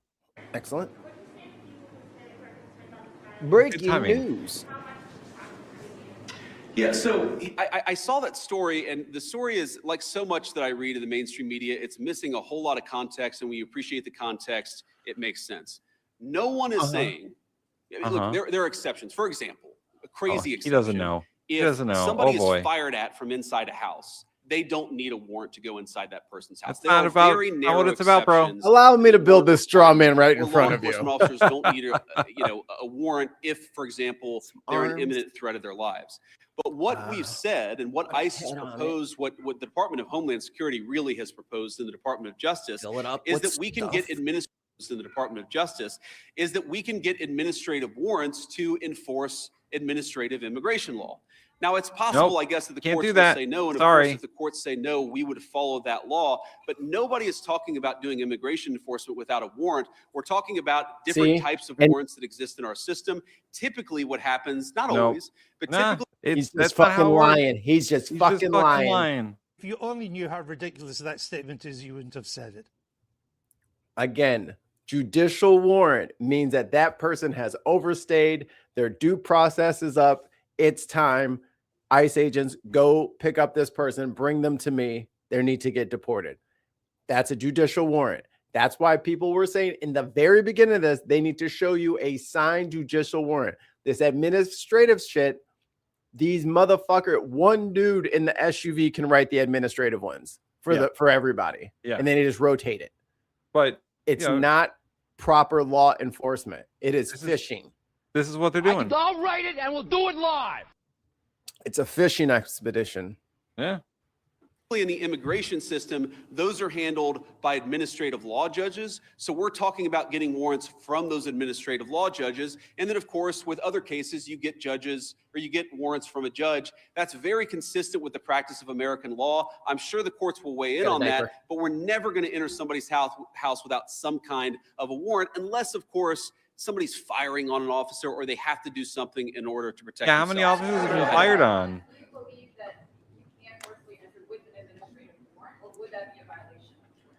Well, our understanding is that you can enforce the immigration laws of the country under an administrative order if you have an administrative warrant. That's what we think. That's our understanding of the law. That's our best faith attempt to understand the law. Again, this is something courts will weigh in on. I won't speak to that. But yes, most immigration law in our country is not done through the criminal system with the judge. It's done through the administrative law system. We're going to continue that practice just as they did in the Biden administration or any other administration. Was there anything that you heard or saw today that would possibly cause the president to invoke the Insurrection Act? And then also, did you meet or talk to the ICE agent who's involved in the neighborhood incident? I did not talk to him today. I talked to some of his colleagues. Your question on the Insurrection Act is interesting. I've tried to understand this as well as I possibly could. And my understanding is what the Insurrection Act, what invoking the Insurrection Act would allow the federal government to do is that it would allow the federal government to use the military for local law enforcement operations. Right now, we don't think that we need that. Now, the president could change his mind. Of course, things could get worse. But right now, we think that federal law enforcement officers can do the job of federal law enforcement. Now, what I do worry about, again, is if the chaos gets worse, if more and more ICE agents start getting assaulted, if other law enforcement officers start getting assaulted, that would be a real problem. But again, we have so much federal law enforcement resources here right now. We have so many people here that we do not want to have here.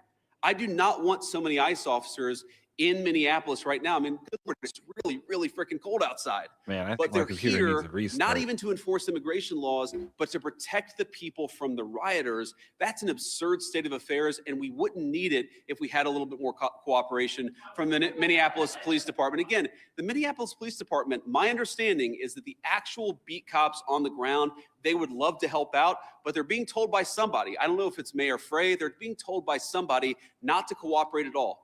What kind of a person tells their local police don't protect somebody if they're being assaulted by a rioter? It's crazy, and it's got to stop.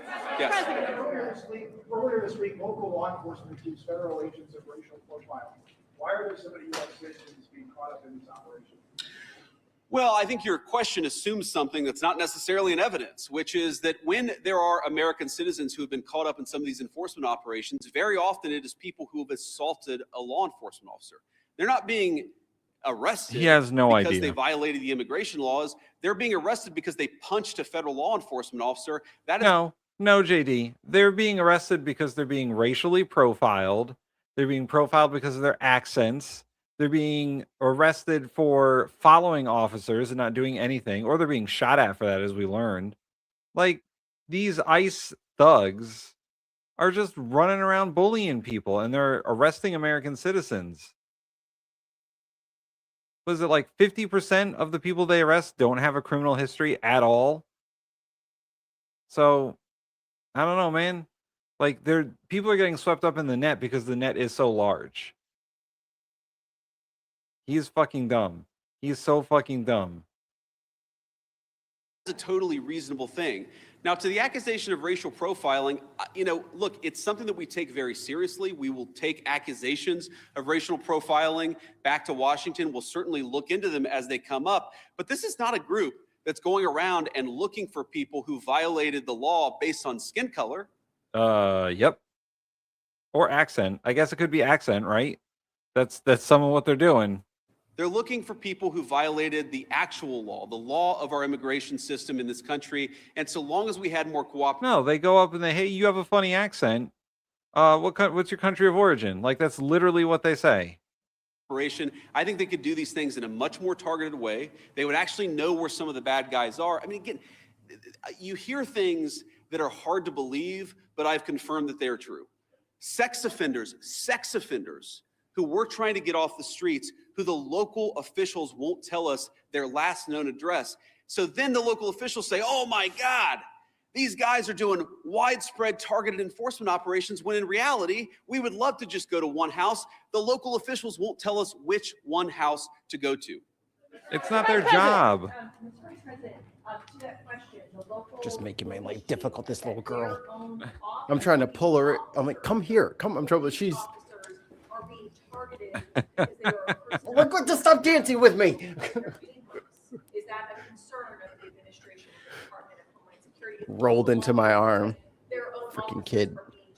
Civil rights violations in our streets. So I saw one story about this and one local police officer who said this. And look, certainly is it a concern? Absolutely. The first thing we have to figure out is whether it happened or not. And then if it happened, whether there is a good explanation or a bad explanation. And of course, if somebody violated the law, if somebody racially profiled, if somebody violated the rights of one of our fellow citizens, that is something we will take every very day seriously. they do what it. I also would say They've been pulling over off-duty stories of the past Minneapolis couple of cops weeks have turned out to be at best and asking them for their true. papers. So we want to try people based on reality, based on the truth, based All on black context. and brown ones. We're not going to prejudge people just because of viral social media story that turned out to be half false. Half false. Half super true. No, the documentary that kid made was all false. Get an idea of why people are upset The here. question is, has he talked to anyone with an opposing point of view about this? In an attempt to turn down the temperature. So I haven't talked to Governor Walz on this particular trip. A number of members of our administration, I believe our chief of staff, spoke to the governor and has been in constant contact with his staff over the past week.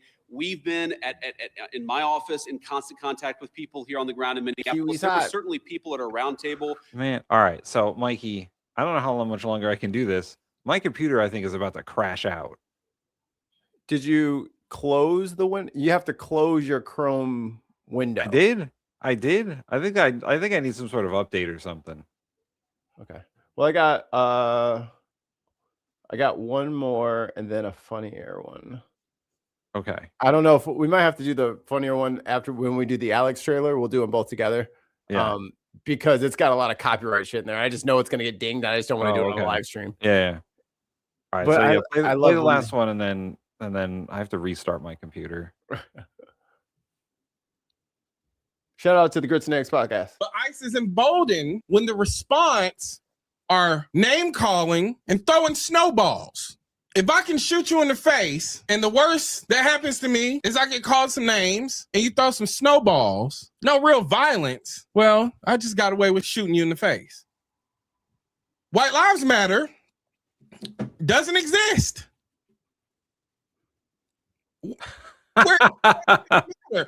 Where's the White Lives Matter crowd? When it was Black Lives Matter, it was White Lives Matter. It was All Lives Matter. Where are the All Lives Matter people? Where's the outrage? The only outrage I'm seeing is from white leftist women online, white leftist people in general. And then that outrage turns to finger pointing that black people aren't being loud enough. I seen a tweet. Okay, black people, you've proved your point. Now can you come help out? Yeah, Mikey, you're not being loud enough. Touch the stove. I said it too many times. Touch the stove. Touch the stove. You think darkness is your ally?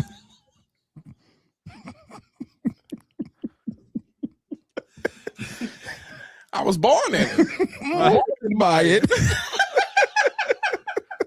We've been trying to tell y'all that this shit is fucked up. Black people, you made your point. What are you talking about? Dumb men. How about an apology? Just want to watch the world burn. Do y'all ever think to do that? No, because white people don't know how to apologize because they don't see anything that they've done as wrong. No, and this is the crossroads we come to the point. Now, you're going to make it seem like it's us causing and creating division while you stood by and watch us get murdered. From 2014 to 2020, Jesus, you couldn't go a week without seeing one of us get killed on TV. And we had to internalize that pain. How many times did the Rodney King take place over and over in the 90s? Propaganda is a real thing. They play cops nonstop during the 90s and it make every black person look like a criminal. So when we tell you that black people are coming in our neighborhoods and killing us, you must deserve it. Well, you know, black people are criminals, right? So, because you trust your media, because the media always has your best interest, because painting white people in a benevolent light is good for the power structure. Because it makes you look at criminals as somebody who has to wear a ski mask and not a white man in a suit. When the biggest criminal that ever walked America way back then and still now is a white man in a motherfucking suit. Gun nuts, right? Second Amendment, gun nuts says it's my right to have a firearm just in case the government gets tyrannical. Well, guess what, nigga? It's getting very tyrannical. It's been very tyrannical. You don't think that black people experience tyranny in this country? What the fuck do you think Jim Crow was? Tide goes in, tide goes out. You can't explain that. Now will you say Black Lives Matter? Or were we lying the whole time then too? You know what I mean? Because it wasn't just like that was the thing that was dividing the left. Well, we can't just like have the cops not shooting black people. And he's right. Like it might have been a blur for some groups in this country, but they were individual earthquakes for other communities. Yeah. And it didn't matter what activity you were up to. There was a video of a cop gunning you down doing that activity. And then everybody just lied about you and made shit up about you. And he was doing drugs and he was high on this and he was doing. Motherfuckers are out jogging, cutting their own grass, eating lunch in their car. Like, it didn't matter what we did. We were targeted. And we said, yo, we're being targeted and we're dying. They said, shut the fuck up. And now you want all that same group of people to just rise up now. Touch the stove. I know it's hot. Touch it. Apologize. Reconcile with your past. Because we ain't moving forward without it. You better hope the progressives don't get some shit together with fucking Cornel West and a bunch of these leftists. Because it's gonna be, because there is no point in having a Democrat, because it was Democrats and Republicans that all said, y'all need to shut the fuck up with this Black Lives Matter shit. You're costing us elections. You're making the white people uncomfortable. Sorry, dying pissed you off. I don't know what else you want us to fucking say. Because I was in Ferguson, well, in St. Louis during Ferguson in 2014. And I mean, everyone, all of my friends online and stuff, like from all over the country and even in Australia, oh my God, your city's on fire. It doesn't look to be in flames. I'm fine. Oh, it's so terrible. They lied. They lied to you then and they're lying to you now. The same style of lie. So if you want to know how to defeat ICE, go back and watch all of the coverage. Don Lemon is actually in that coverage, getting cussed out by Talib Kweli. It's all there. They tried this already. That was the test run. And St. Louis pushed them the fuck out. And then it was Baltimore. And then it was LA. Yep. They tried to claim that LA was on fire. I mean, it was at one point, but not because of them. That's natural. Different. They tried to claim that like they were burning down the city center of LA, and there was like what 1 square block of protesting. Yeah. We're gonna have to send in the bomb squad. It's like, yeah, that's right. They sent in the National Guard and the Marines, so they could sit in a parking lot for and 45-day deployment. Yeah, so they could sleep in the federal building on the floor, sleeping on their fucking rucksack in camouflage. Like, just such a waste of fucking time. So, I guess I'll just. We do have one more, Tim. I'm so sorry. I remember I told you before. Yeah, Mikey, my shit is hold on by a thread. So, all right, I'll be quick. To me, we both look choppy. That's how bad it is. Did mine bump back up?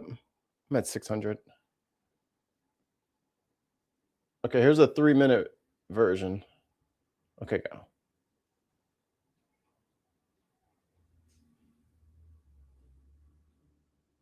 All we say to America. Oh yeah, and no disrespect, but MLK has to be at 1.5 speed. It is mandatory. He just sounds better that way. America is be true to what you said on paper. If I lived in China or even Russia or any totalitarian country, maybe I could understand some of these illegal injunctions. Maybe I could understand the denial of certain basic First Amendment privileges because they haven't committed themselves to that over there. But somewhere I read of the freedom of assembly. Somewhere I read of the freedom of speech. Somewhere I read of the freedom of press. Somewhere I read that the greatness of America is the right to protest far right.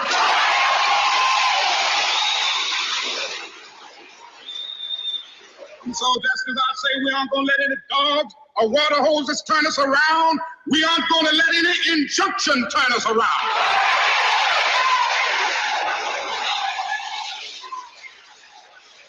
Well, I don't know what will happen now.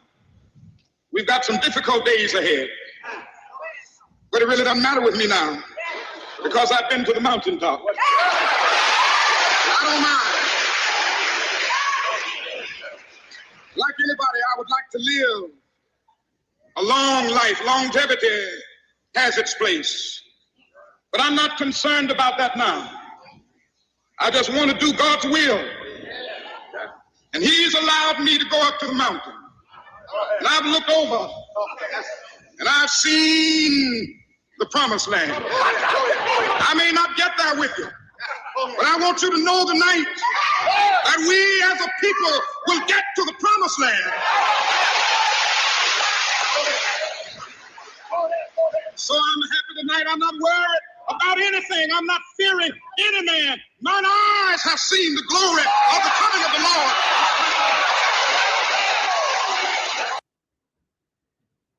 Oh, there before. There's more. Oh yeah. So we've been here already. The next part after the Million Man March was supposed to be oh fuck, what was that? The Poor People's Campaign. Yes. Which was going to be about class enlightenment and class awareness and getting the money spread out in this bitch. We were going that way until we weren't. And now you're all addicted with fighting with each other.